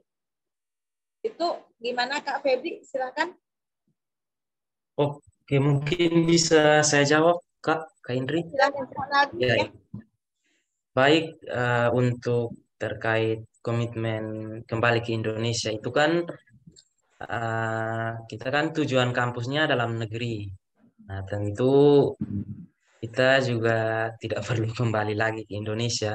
Yang penting di esainya itu kita tambahkan saja komitmen kita setelah lulus studi itu apa, rencana kontribusi kita itu apa. Jadi kita minimal di esai itu menambahkan satu komitmen yang penting. Oh, setelah LPDP membiayai saya dan setelah saya selesai studi, komitmen saya ini, saya ingin kembali ke daerah saya untuk membangun ini atau membuat suatu rencana ke depannya seperti ini. Jadi, saya pikir cukup dijelaskan saja di komitmen kembali ke Indonesia itu terkait rencana kita ke depannya setelah lulus studi, kemudian apa yang mau kita buat ke depannya itu bagaimana. Nanti bisa dijabarkan. Itu nanti dilihat berdasarkan isu yang ada di daerah adik atau apa yang ingin adik berikan, komitmen apa yang ingin adik berikan kepada Indonesia itu seperti apa, rencananya lewat apa, kontribusinya ingin dilaksanakan seperti apa. Gak ada yang mau menambahkan? Berarti cukup sih, sudah terwakilkan. Hanya untuk aku tambahkan yang ini ya, yang 2N+1 ya. 2N+1 itu berlaku untuk kita semua, dalam negeri maupun luar negeri. Jadi nanti tinggal dikalikan aja lama studinya berapa. Karena kan yang tujuan luar negeri kan ada yang 1 tahun, untuk magisternya ada juga yang 2 tahun. Begitu pula yang di Indonesia. Untuk S3-nya ada yang 3 tahun, ada yang 4 tahun. Ya tinggal dikali, nah itu masa pengabdian kita. Oh iya, tadi ada kelupaan Kak Indri yang untuk pertanyaan setelah kita tidak lolos seleksi bakat skolastik itu, tahap berikutnya bisa langsung mendaftar karena ada aturan terbaru dari LPDP juga terkait itu. Oke, ya. Berarti pertanyaan yang masa pengabdian sudah ya? Udah. Ya. Kemudian yang jika tidak lolos administrasi tahap 1, apakah bisa lanjut ke tahap 2? Kalau administrasi bisa ya, Kak? Bisa. Bisa semua. Admin, Bisa semua kok. mau substansi semua bisa daftar di tahap berikutnya. Sekarang udah bisa semua? Bisa. Bisa semua ya. Berarti sudah terjawab semua dari Kak Christopher, Kak Pais, dan Kak Ike. Ya. Ini waktunya sudah 10, mau lanjut atau gimana, Kak? Ini kan sisa berapa nih? 1, 2, 3, 4, 5 ya? Sekalian aja mereka bertanya itu kita jawab di akhir. 5 ini dipersilakan langsung aja. Iya. Gimana Kak? Bisa diulang? Hujan besar di sini Kak. Yang 5 penanya yang tunjuk tangan ini dipersilakan dulu aja. Mereka bertanya semuanya. Nanti kita jawab satu persatu. Oke. Pertanyaan selanjutnya dari Kak Lukas, Kak. Silakan Kak Lukas. Halo, selamat malam. Selamat malam. Apakah suara saya terdengar dengan baik? Ya. Dengar, Pak. Mohon maaf, tidak bisa open kamera karena jaringan di Kupang, NTT cukup kurang bagus. Lagi hujan juga. Baik Kak, saya bertanya untuk proses administrasi sudah saya persiapkan. Hanya satu yang belum, yaitu rekomendasi dari pejabat eselon 2. Kebetulan saya ASN di salah satu Pemda. Nah, aturan dari BKN 2 tahun sudah bisa mengikuti tugas dan atau izin belajar. Masalah yang kami temui di Pemdanya kami, ada kebijakan secara tidak tertulis dari Ibu PLT Sekda saat ini adalah diizinkan untuk tugas dan izin belajar setelah 5 tahun masa kerja. Nah, pemikiran saya itu sangat merugikan kami yang sudah 2 tahun mengabdi dan saat ini sedang bersemangat sekali untuk melanjutkan pendidikan via beasiswa LPDP ini jika lulus. Jadi pertanyaan saya, apakah case ini bisa saya ajukan pertanyaan di tiketnya LPDP atau mungkin dari kakak-kakak AWRD bisa memberikan saran atau tips bagi saya bagaimana pendekatan yang bisa kami lakukan, karena ada dengan beberapa teman dari Kementerian Kesehatan juga sedang ditahan surat rekomendasinya. Karena dihitung tanggal kurang lebih sisa 16 hari untuk bisa disubmit. Takutnya sangat terlambat karena administrasi yang lain sudah lengkap, Kak. Terus yang kedua, untuk teknis di pengisian surat rekomendasi dari kampus, ini ada contoh dari bukletnya LPDP itu, deskripsi surat rekomendasi harus diisi secara jelas. Mungkin ada hal yang bisa disampaikan secara jelas ini apa yang dimaksudkan, karena kemarin dari dosen saya sendiri menyampaikan prestasi akademik dan non-akademik organisasi, hanya itu saja sih Kak. Terus yang ketiga, terkait untuk permasalahan yang tadi itu Kak, mungkin ini pertanyaan sangat general Kak ya, apakah selama ini yang LPDP sudah diprogramkan dari beberapa tahun lalu, ada khusus targeted afirmasi ASN khususnya, ada informasi secara terbuka nggak satu arah dari LPDP dan BKN bahwa dengan kebijakan 2 tahun sudah bisa melanjutkan studi ini diketahui oleh tiap Pemda atau tidak Kak? Karena ternyata masih banyak pimpinan saya baik di dinas maupun di luar instansi di Pemkab masih bertanya balik LPDP itu beasiswa seperti apa? Mungkin ini secara general kali ya. Apakah mungkin ke depan sebagai kakak AWRD LPDP bisa berikan masukan atau apa? Sekian dari saya, terima kasih. Oke, langsung dijawab Kak Febri atau gimana, ditampung lagi? Tampung dulu aja. Oke. Kemudian selanjutnya dari Kak Diah. Silahkan Kak Diah.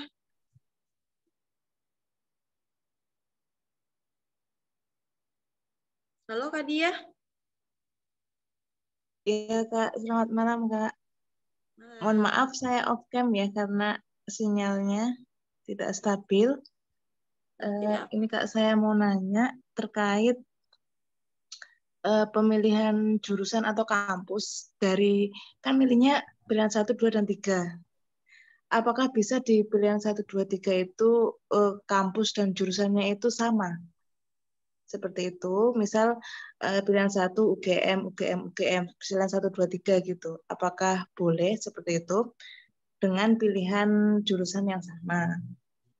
Kemudian untuk pertanyaan yang kedua mengenai tesis, nah waktu di ISA itu apakah tesis itu harus sudah ada judul, metode, ataupun teknisnya seperti itu, dan apakah perlu juga kita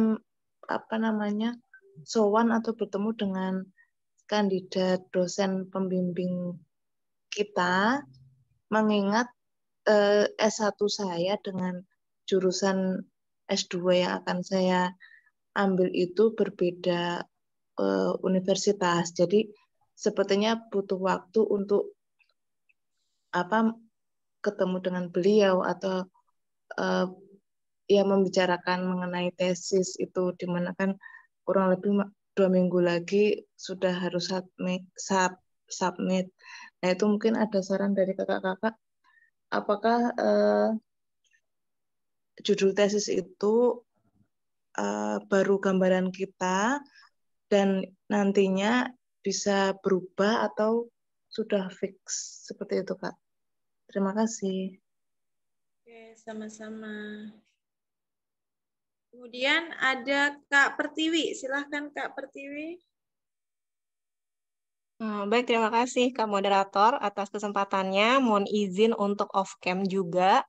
Juga terima kasih untuk kakak atas pemaparan malam ini yang keren-keren banget. Izin bertanya terkait alasan, tadi juga sama, alasan pemilihan universitas. Jadi, saya itu milih universitas itu jurusannya sama dengan 3 universitas dalam negeri. Nah, kalau dilihat dari mata kuliahnya, kurikulumnya itu hampir-hampir mirip, ada sih berbeda sedikit, tapi mata kuliah utamanya itu sama gitu. Nah, untuk pilihan pertama ini ada alasan yang kuatnya dari saya itu adalah jadi rencananya tesis yang akan saya angkat ini, saya ingin menginduk ke kelompok riset yang saat ini sedang dilakukan di kantor. Nah, ada salah satu anggota kelompok riset juga yang saat ini sudah kuliah S2 juga di universitas pilihan pertama. Nah, apakah itu bisa menjadi alasan saya gitu? Sudah ada senior dan dosen juga yang melakukan riset itu sehingga saya bisa meneruskan riset itu. Apakah itu meminta saran dari kakak semua, apakah itu bisa menjadi alasan? Terima kasih. Oke, sama-sama. Kemudian ada Kak Desanda. Silakan Kak. Baik Kak, apakah suara saya terdengar? Terdengar Kak. Oh ya, baik Kak, selamat malam semuanya. Sebelumnya terima kasih telah memilih saya dan juga terima kasih telah menyampaikan materinya dengan sangat baik. Pertama-tama saya memohon maaf karena off-cam. Saya izin bertanya Kak. Nah, dikarenakan saya ini berasal dari daerah Sulawesi Utara dan di daerah ini masih banyak seperti bahan alam dan juga bahan kelautan yang kurang dieksplorasi nih Kak.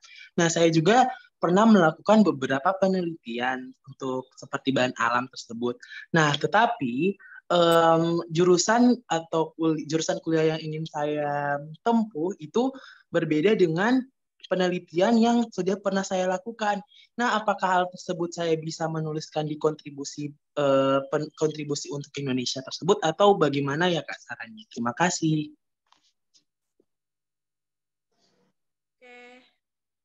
Kemudian ada Kak Lisa, silahkan Kak Lisa. Malah, mohon maaf saya off cam kamera ya.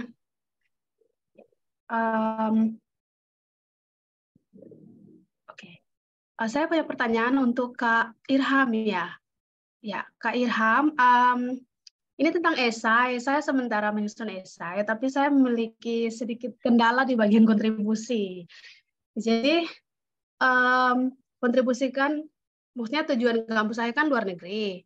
Nah, kontribusi setelah kembali ke Indonesia, yang masalah yang saya ambil itu, sebenarnya saya bingung di antara kedua ini. Karena saya lihat masalahnya itu dari pengalaman pertama, jadi daerahnya beda. Misalnya, saya ambil masalah dari, karena saya pernah bekerja di Papua, saya ambil dari Papua, ternyata berkaitan sama tempat kerja saya yang sekarang di Surabaya. Gitu. Pendidikan. Gitu. Jadi keterkaitan antara masalah yang di tempat saya sebelumnya di Papua sama di Surabaya sekarang itu saling keterkaitan, tapi saya berencananya itu kontribusinya itu saya akan kembali ke daerah asal, yaitu di NTT gitu. Kira-kira untuk saya yang seperti itu kontribusinya sangat berpengaruh dengan menyebutkan atau menjelaskan tentang masalah-masalah yang di beda-beda tempat, atau gimana ya Kak, mohon pencerahannya gitu. Terima kasih. Kak Febri, ini dulu aja ya, soalnya bertambah banyak itu. Sebentar, oke. Silakan Indri. Oke, yang pertama dari Kak Lukas dulu ya. Ini terkait dengan rekomendasi Eselon 2 karena beliau adalah seorang ASN, sudah bekerja selama 2 tahun. Tetapi ternyata tidak diberikan surat rekomendasi karena katanya harus 5 tahun gitu ya. Kemudian surat rekomendasi dari kampus itu isinya, deskripsinya seperti apa karena harus jelas seperti itu. Itu gimana Kak jawabnya? Aku punya Kak Lukas dulu ya. Kalau untuk bukan surat rekomendasi ya, surat usulannya. Kalau surat usulan memang kita bergantung kepada aturannya LPDP. Jadi kalau LPDP bilang dari eselon 2, kita harus sertakan seperti itu. Nah, kalau misalkan di instansinya Kak Lukas itu ada permasalahan, nah itu coba diselesaikan secara baik-baik. Nah, kalau misalkan ternyata sampai mau tutup pendaftaran itu masih tetap belum dapat surat tersebut, coba kirim ke tiket bantuan aja. Karena kami di sini semuanya pedomannya ikut buku panduan, Kak. Terus terkait dengan rekomendasi, untuk isian rekomendasi seperti apa? Kalau ini saya sharing punya saya ya. Kalau punya saya dulu itu, kebetulan pemberi rekomnya dari rektor saya, jadi beliau memang benar-benar kenal saya. Di situ beliau menanyakan kepada saya, ini mau daftar beasiswa apa? Saya bilang LPDP khususnya dari afirmasi. Beliau tanya, kontribusi apa yang akan kamu berikan kepada Indonesia? Kebetulan kan beliau juga memang tahu ya tentang beasiswa LPDP. Saya sampaikan kalau saya menjadi dosen. Saya ingin menjadi dosen ketika lulus studi nanti. Nah, di situ beliau memaparkan kalau saya ini memang layak untuk menerima beasiswa ini. Saya pun sanggup untuk menjadi seorang dosen dengan beliau memaparkan terkait kemampuan saya, kemampuan ketika kuliah, kemampuan ketika menulis artikel atau melakukan penelitian. Jadi itu sudah sangat tersampaikan dengan tepat. Ketika saya baca, saya pun kaget isi rekomendasinya kok sama ya dengan apa yang saya inginkan. Jadi kalau saran dari saya untuk Kak Lukas, coba infokan ke beliau yang ingin merekomendasikan LPDP itu seperti apa, nyari orang yang bagaimana, setidaknya beliau itu punya gambaran ketika ingin menulis rekomendasi untuk Kak Lukas.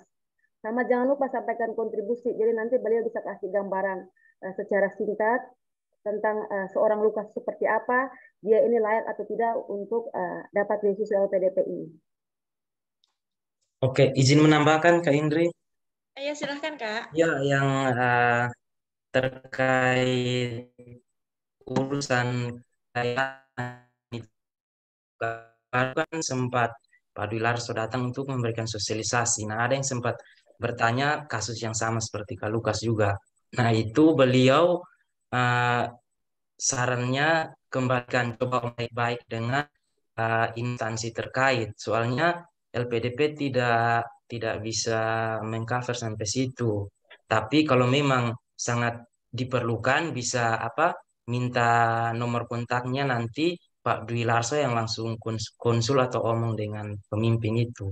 Pernah ada yang dijanjikan seperti itu, tapi nanti kalau begitu coba ambil nomornya Pak Dwi Larso untuk coba kontak karena beliau pernah janji ke daerah afirmasi begitu supaya dipermudahkan dalam urusan pendaftaran. Siap Kak atas apa jawabannya, cukup luas. Dari usulan dari Kadis, instansinya saya sudah ditandatangani. Nah setelah ke Ibu via BKD antar ke bagian umum untuk ICK belum diparaf, bahkan sudah 6 kali bolak-balik Kak. Sama teman-teman dari Kemenkes kan ada beasiswa juga tuh. Nah tidak puasnya itu, maksudnya jika diizinkan bagi yang 5 tahun berkarya ke atas dan mereka belum mengambil peluang ini, kan miris. Sedangkan full coverage untuk tahun ini, kita belum tahu LPDP ada perubahan kebijakan tidak di tahun berikutnya dan next time-nya. Terus jawaban untuk dari rekomendasi dari kampus, terima kasih banyak Kak Febri. Saya akan berusaha untuk mendekati lagi Pak dosennya untuk lebih detail lagi. Terima kasih Kak Nardi juga. Thank you. Oke. Oke, kemudian pertanyaan dari Kak Diah, yaitu ya yang pertama, Kak Diah memilih jurusan yang sama dengan kampus yang sama. Misalkan di UGM, ambil jurusannya sama. Di UGM semua, itu bagaimana? Kemudian yang kedua, yaitu terkait dengan tesis. Apakah harus sudah ada judul, ada metode, atau nanti bisa berubah seiring dengan berjalannya waktu. Seperti itu. Kemudian yang ketiga, apakah harus bertemu dengan kandidat dosen pembimbing? Karena mengingat waktunya tinggal 2 minggu lagi. Seperti itu. Silahkan Kak, siapa yang mau jawab? Oke, saya jawab ya. Ya, silahkan Kak Fadil. Oke, untuk tadi Mbak Dia, semuanya jurusan sama di UGM ya Mbak Dia? Iya Kak, betul. Oke, itu tidak masalah sih Mbak Dia, karena memang itu pilihan ya, pilihan dari Mbak Dia sendiri. Tapi yang terpenting Mbak Dia ketika dinyatakan lulus wawancara dari LPDP itu bisa menjamin bahwa Mbak Dia itu bakal diterima di UGM ya dengan jurusan tersebut. Kemudian untuk tesis ya di esai apakah perlu? Kalau menurut saya cukup dipaparkan judulnya saja. Dan ketika wawancara nanti itu perlu dipersiapkan juga. Jadi seperti presentasi aja nanti Mbak Dia. Jadi saya sudah mempunyai proposal tesis mulai dari latar belakang sampai dengan metode atau kerangka konseptual ya. Nah itu bisa dipaparkan nanti ketika seleksi wawancara kalau itu ada pertanyaan yang mengarah ke sana ya. Jadi untuk yang esai ini fokus di bagian yang tadi dipaparkan oleh pemateri tadi ya. Jadi fokus di sana aja nggak apa-apa. Kemudian tadi itu apa pertanyaan ada yang kelewat nggak kira-kira tadi? Iya Kak, terima kasih. Hanya saja ini misal apa namanya, misal nanti ada pertanyaan tambahan misalkan judulnya ini. Terus itu apakah Anda sudah yakin atau apa Anda sudah menghubungi dosen pembimbing gitu seperti itu? Misal jawabannya adalah belum, ini baru istilahnya baru kerangka konseptual lagi. Nanti setelah diterima saya akan mencari kandidat dosen pembimbing seperti itu. Kalau jawaban seperti itu kira-kira bisa dimaklumi apa justru jadi bumerang ya Kak? Terima kasih. Oke, langsung ya. Jadi kalau ditanya sudah yakin atau tidak, jawab saja sudah yakin karena memang ketika diwawancara kita harus itu menggoyang ini ya, maksudnya menggoyahkan. Kadang ada pertanyaan yang sama dengan sebenarnya pertanyaan yang sama, model pertanyaan yang sama, tetapi pertanyaan yang berbeda tapi model jawabannya adalah sama. Itu juga pertanyaan untuk mengecoh apakah kita konsisten atau enggak. Nah untuk kasus seperti ini, Mbak Dia jawab yakin saja, yakin meskipun nanti ketika sudah kuliah itu akan berbeda ya jenis tesis yang akan diulasnya. Kemudian untuk dosen tidak perlu, kalau menurut saya tidak perlu ya menemui dosen tersebut, kecuali kalau misalnya Mbak Dia rumahnya dekat dengan UGM dan punya keterikat atau punya kedekatan secara mungkin ketika di S1 dulu sudah kenal dengan dosen tersebut. Tapi menurut saya cukup lewat email saja, gunakan bahasa yang sekiranya formalitas untuk menghubungi dosen tersebut ya Mbak Dia. Itu dari saya Mbak Dia, mungkin ada atau dari teman-teman ada tambahan?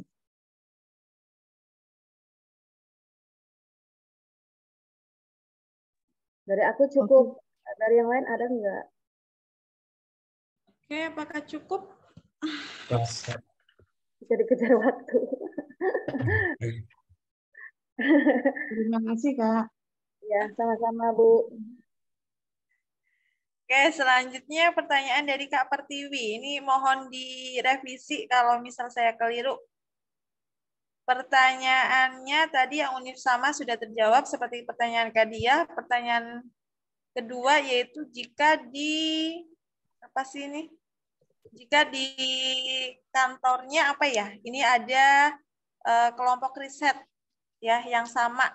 Jadi apakah riset itu bisa dilanjutkan? Apakah bisa menjadi sebuah kekuatan atau bagaimana seperti itu?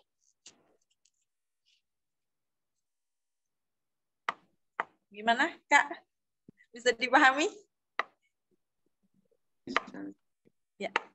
Silakan Kak Fadil. Oke, sebentar, suara saya terputus gak ya? Tadi agak unstable. Enggak. Udah jelas. Oh, sudah jelas ya? Terkait riset ya, kesamaan riset S1 dengan S2 atau S3 ya. Kalau misalnya memang mau dikembangkan untuk seleksi ini nggak apa-apa dikembangkan, karena itu bisa jadi, itu kalau menurut saya itu bisa jadi salah satu kekuatan atau poin kelebihan kita, di mana kita sudah siap nih, sudah siap untuk melanjutkan studi karena kita sudah mempersiapkan sampai ke proposal atau ke riset yang akan kita buat sebagai tugas akhir itu. Kemudian tadi Mbak Indri, apa saja tadi? Saya agak sempat terputus tadi pertanyaannya. Kayaknya Kak Fadil tadi malah menjawab pertanyaannya Kak Prayoga deh, yang apakah riset untuk S2 nanti misal berbeda dengan riset yang pernah dilakukan bisa dimasukkan ke kontribusi. Oh, jadi yang Mbak Pertiwi tadi? Mbak Pertiwi itu, jadi kayaknya Mbak Pertiwi ini udah kerja kali ya. Terus ada kelompok riset di situ, jadi ada temennya yang sudah melakukan riset. Dan risetnya itu mungkin sama gitu dengan yang akan dilakukan oleh Mbak Pertiwi ini, dan apakah itu bisa menjadi sebuah alasan untuk mengambil universitas tersebut gitu, karena ada temennya nih, ada kelompok risetnya gitu. Apakah itu bisa menjadi sebuah kekuatan gitu? Gimana? Bisa dipahami nggak Kak Fadil? Oke, bisa. Kalau riset yang sama, saya pikir tidak akan sampai sedalam itu ya. Tetapi itu nanti kan ketika sudah ada di kampus ya, sudah berada di kampus itu. Jadi menurut saya Mbak Pertiwi bisa dicantumkan itu, tapi diambil dari sisi yang berbeda, Mbak. Jadi tidak sama plek dengan teman-teman yang di tempat kerjanya ya. Jadi ambil sisi yang berbeda dengan komposisi, misalnya tema yang sama itu. Itu dari saya. Oke, ada yang mau menambahkan? Tambahan dari saya ke Indri. Ya, silahkan. Ya, terkait alasan untuk melanjutkan riset, kemudian maksudnya itu dijadikan alasan untuk adik memilih kampus tersebut. Menurut saya itu agak terlalu umum. Coba tambahkan lagi alasan yang lain yang lebih spesifik atau lebih lengkap untuk melengkapi alasan adik untuk memilih kampus yang adik tuju itu. Maksudnya itu kan untuk melanjutkan riset itu hanya salah satu alasan untuk menuju ke kampus tujuan. Maksudnya tambahkan lagi alasannya. Oke. Ada yang mau menambahkan lagi? Cukup. Cukup ya, langsung pertanyaan yang terakhir yaitu dari Kak Lisa. Kak Lisa itu dari Papua, bekerjanya kalau nggak salah tadi di mana, Surabaya ya. Nah, jadi memiliki masalah yang berbeda-beda tempat. Apakah itu bisa di dalam isai? Karena itu kan nanti berbeda-beda nih permasalahannya di tempatnya bekerja, kemudian di Papua, kemudian tadi kalau nggak salah juga ada di NTT kayak gitu. Akan kembali ke NTT. Itu bagaimana cara menulis isainya? Silahkan. Mungkin aku ini ya, coba jawab untuk Kak Lisa ya. Kak Lisa ya. Kak Lisa mungkin mungkin masih bingung nih menentukan mau pilih masalah yang mana ya terkait kontribusinya nanti. Nah, Kak Lisa itu milih kira-kira dari beberapa masalah yang Kak Lisa alami, carilah masalah yang paling krusial, yang sekiranya bisa menjual dan punya nilainya lebih tinggi sih dibandingkan masalah-masalah yang lain. Terus kan Kak Lisa kan dari daerah afirmasi. Nah, kalau mendaftar jalur daerah afirmasi, kita itu diwajibkan untuk berkontribusi kembali ke daerah afirmasi. Nah, saran dari saya kalau misalkan mau cari kontribusi ya sesuaikan dengan ini aja, petunjuk dari LPDP itu untuk daerah afirmasi akan kembali afirmasi. Jadi pilihlah daerah afirmasi di mana tempat kakak nanti akan berkontribusi. Jadi tetapkan pilihan, jangan bingung. Kalau kakak bingung bagaimana dengan pewawancara? Jadi mana yang kakak yakin itu paling tinggi value-nya, paling bisa dijual, nah pilihlah itu. Ikuti suara hati. Oh, oke. Baik, makasih. Ya. Itu tadi udah yang terakhir ya Indri ya? Yang Ya, kali ini terakhir, Pak. Sudah atau gimana, Kak? Nah, coba ini yang terakhir nih masuk Ron dari tadi udah ini. Oke, masuk Ron, silahkan. Ada waktu 3 menit nih ya. 3 menit ya, kita juga kasih waktu. Silakan masuk Ron. Terima kasih untuk kesempatannya. Maaf nggak bisa on kamera karena di Bali lagi kurang bagus sinyalnya. Ini saya mau bertanya ke Mas Irham dulu nih. Kebetulan saya kan mau daftar afirmasi prasejahtera ke luar negeri. Untuk pertanyaan pertama ini perihal esainya itu Mas Irham sebelumnya menggunakan bahasa Indonesia atau Inggris. Kemudian untuk judulnya itu apakah memang diharuskan ada judul atau enggak? Kemudian saya kan di Australia ini kebetulan udah keterima tapi kondisional dan sudah menghubungi dengan profesornya dan sudah mengajukan proposal juga dan di-approve dan profesornya bersedia untuk sebagai calon supervisor tesis nanti, apakah itu bisa dimasukkan ke tesisnya?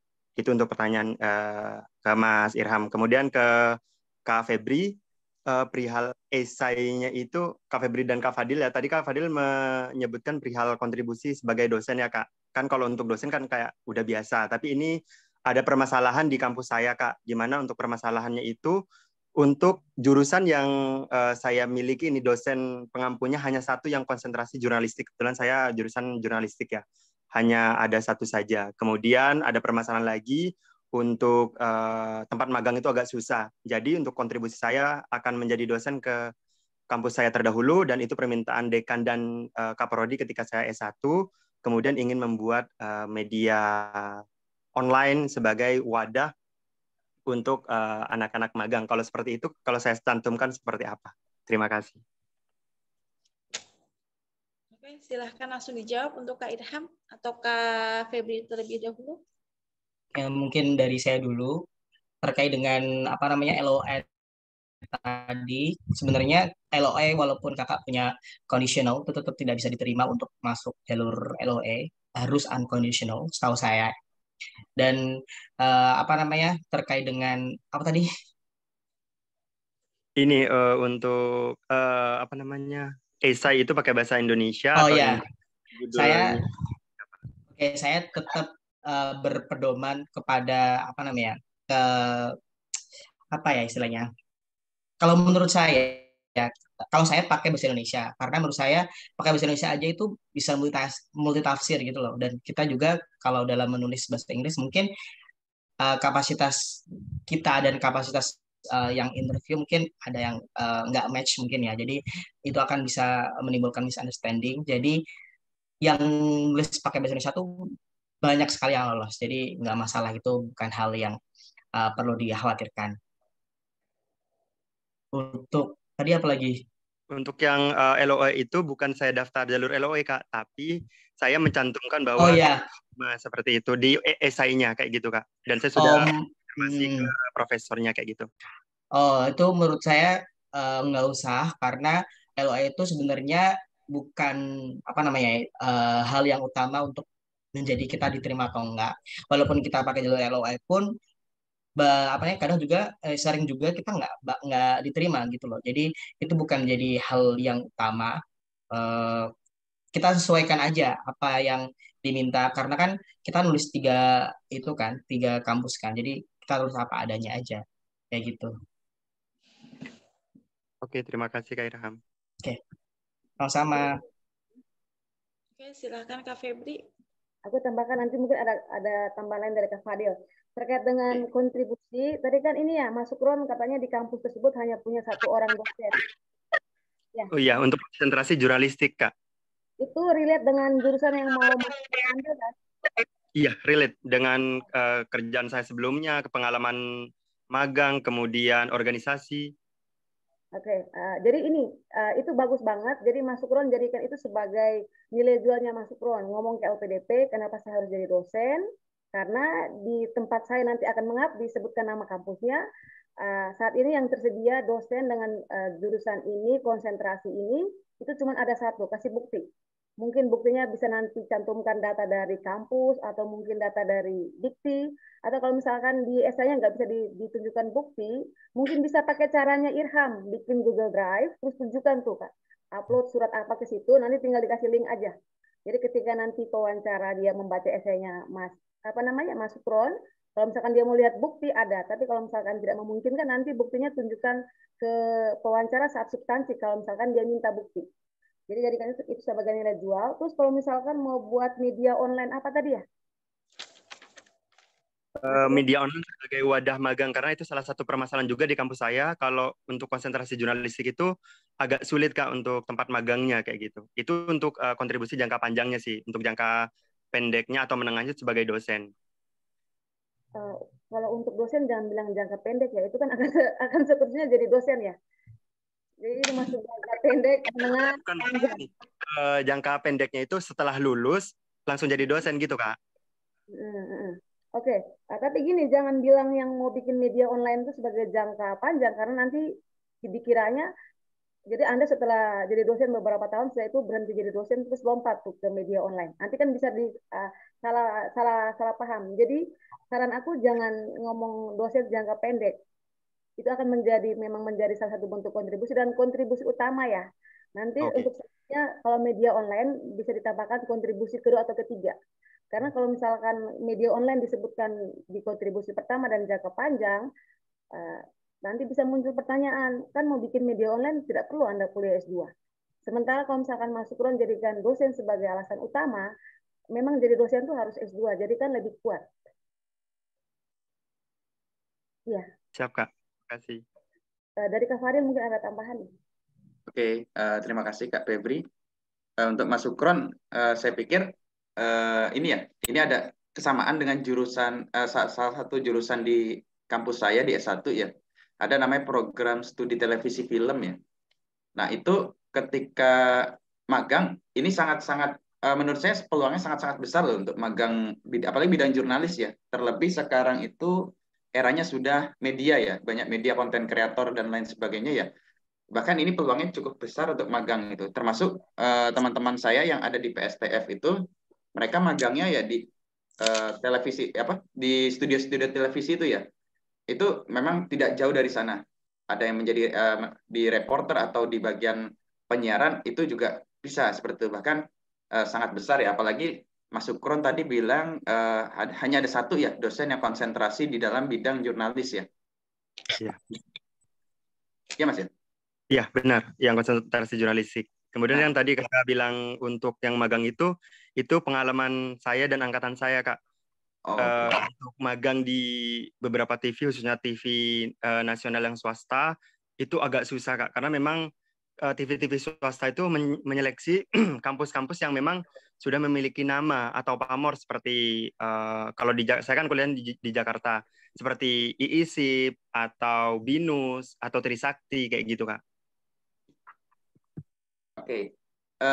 Jadi jangan terpaku hanya pada media-media besar atau swasta ya. Tapi kan sekarang itu baik. Waktu itu mungkin Mas Sukron masih ini belum di kampusnya belum dikenal dengan tujuan-tujuan tempat magang tersebut ya. Nah mungkin kalau dari pengalaman teman-teman saya di PSTF itu jurusan baru juga Mas Sukron. Tetapi yang terpenting adalah relasinya itu. Kembali lagi ke relasi kampus tersebut dengan pihak-pihak kelompok-kelompok magang tersebut ya dengan tujuan-tujuan magang tersebut. Nah, kemudian untuk yang dosen bidang jurnalis itu menurut saya sangat besar itu peluangnya Mas Sukron. Karena kalau hanya 1 ya, apalagi nanti bisa jadi ketika 2 atau 3 tahun yang akan datang ketika Mas Sukron sudah lulus S2, nah peminatnya itu bisa jadi akan banyak. Jadi kita harus berpikir jangka panjangnya itu Mas Sukron. Dan pembuatan tadi media konten atau konten kreator atau media web media tadi itu sangat bagus Mas Sukron. Karena saat ini memang itu sangat dibutuhkan ya. Kita harus bisa membaca kebutuhan zaman juga. Dan itu malah bisa dikatakan sebagai pengabdiannya nanti. Bisa ada pengabdian sekundernya ya. Pengabdian sekunder. Kalau pengabdian primer kan tadi pengen jadi dosen. Dan sekundernya pengen membuat media ya. Media atau konten kreatornya itu yang milik Mas Sukron ya. Nah itu juga bisa jadi ladang untuk orang-orang yang mungkin Mas Sukron menciptakan lapangan kerja ya untuk orang-orang. Nah itu juga masuk dalam pengabdiannya Mas Sukron nanti. Itu malah poin bagus Mas menurut saya. Itu kalau bisa Mas Sukron di esainya itu harus benar-benar di up tuh. Jangan jadikan itu sebagai kekurangan ya Mas. Iya, saya sudah up sih Kak untuk hal tersebut. Seperti kayak tadi dosennya cuma 1, itu saya sampaikan sudah sempat wawancara dengan Kaprodinya bahwa beliau menyampaikan bahwa dosennya atau kemudian saya cantumkan website kampusnya seperti itu.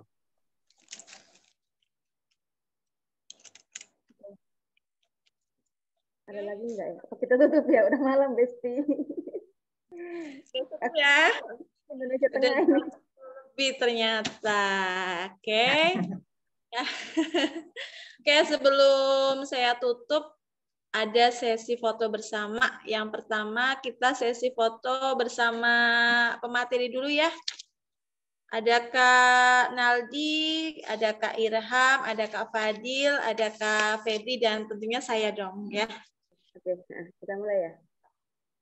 Ini siapa yang mau foto, Kak? Aku yang screenshot dari sini. Saya yang cantik ya, Kak ya. Oke. Dihitung ya, Indri ya? Dihitung ya? Dihitung? Oke. Bentar. 1, 2, 3. Lagi ya? 1, 2. Oke, peserta. Oke, udah. Sekarang kita sesi foto bersama peserta. Ya, pesertanya tinggal 100 nih. Oke, silakan kakak-kakak untuk open cam ya. Udah open cam belum, Kak? Ini saya pakai handphone susah. Udah, oke. Ya, halaman berikutnya. Tolong on cam ya.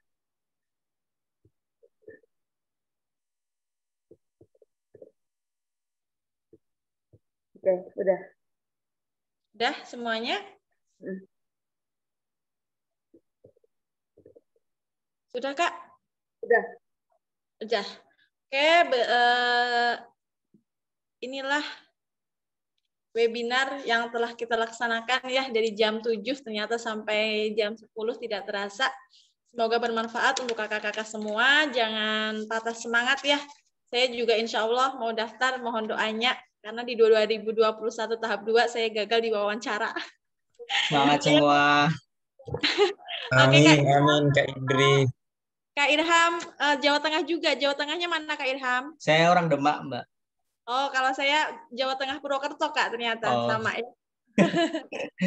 Oke, terima kasih untuk malam hari ini atas kebersamaannya. Mohon maaf ya, saya sebagai moderator kadang nggak bisa diem ya.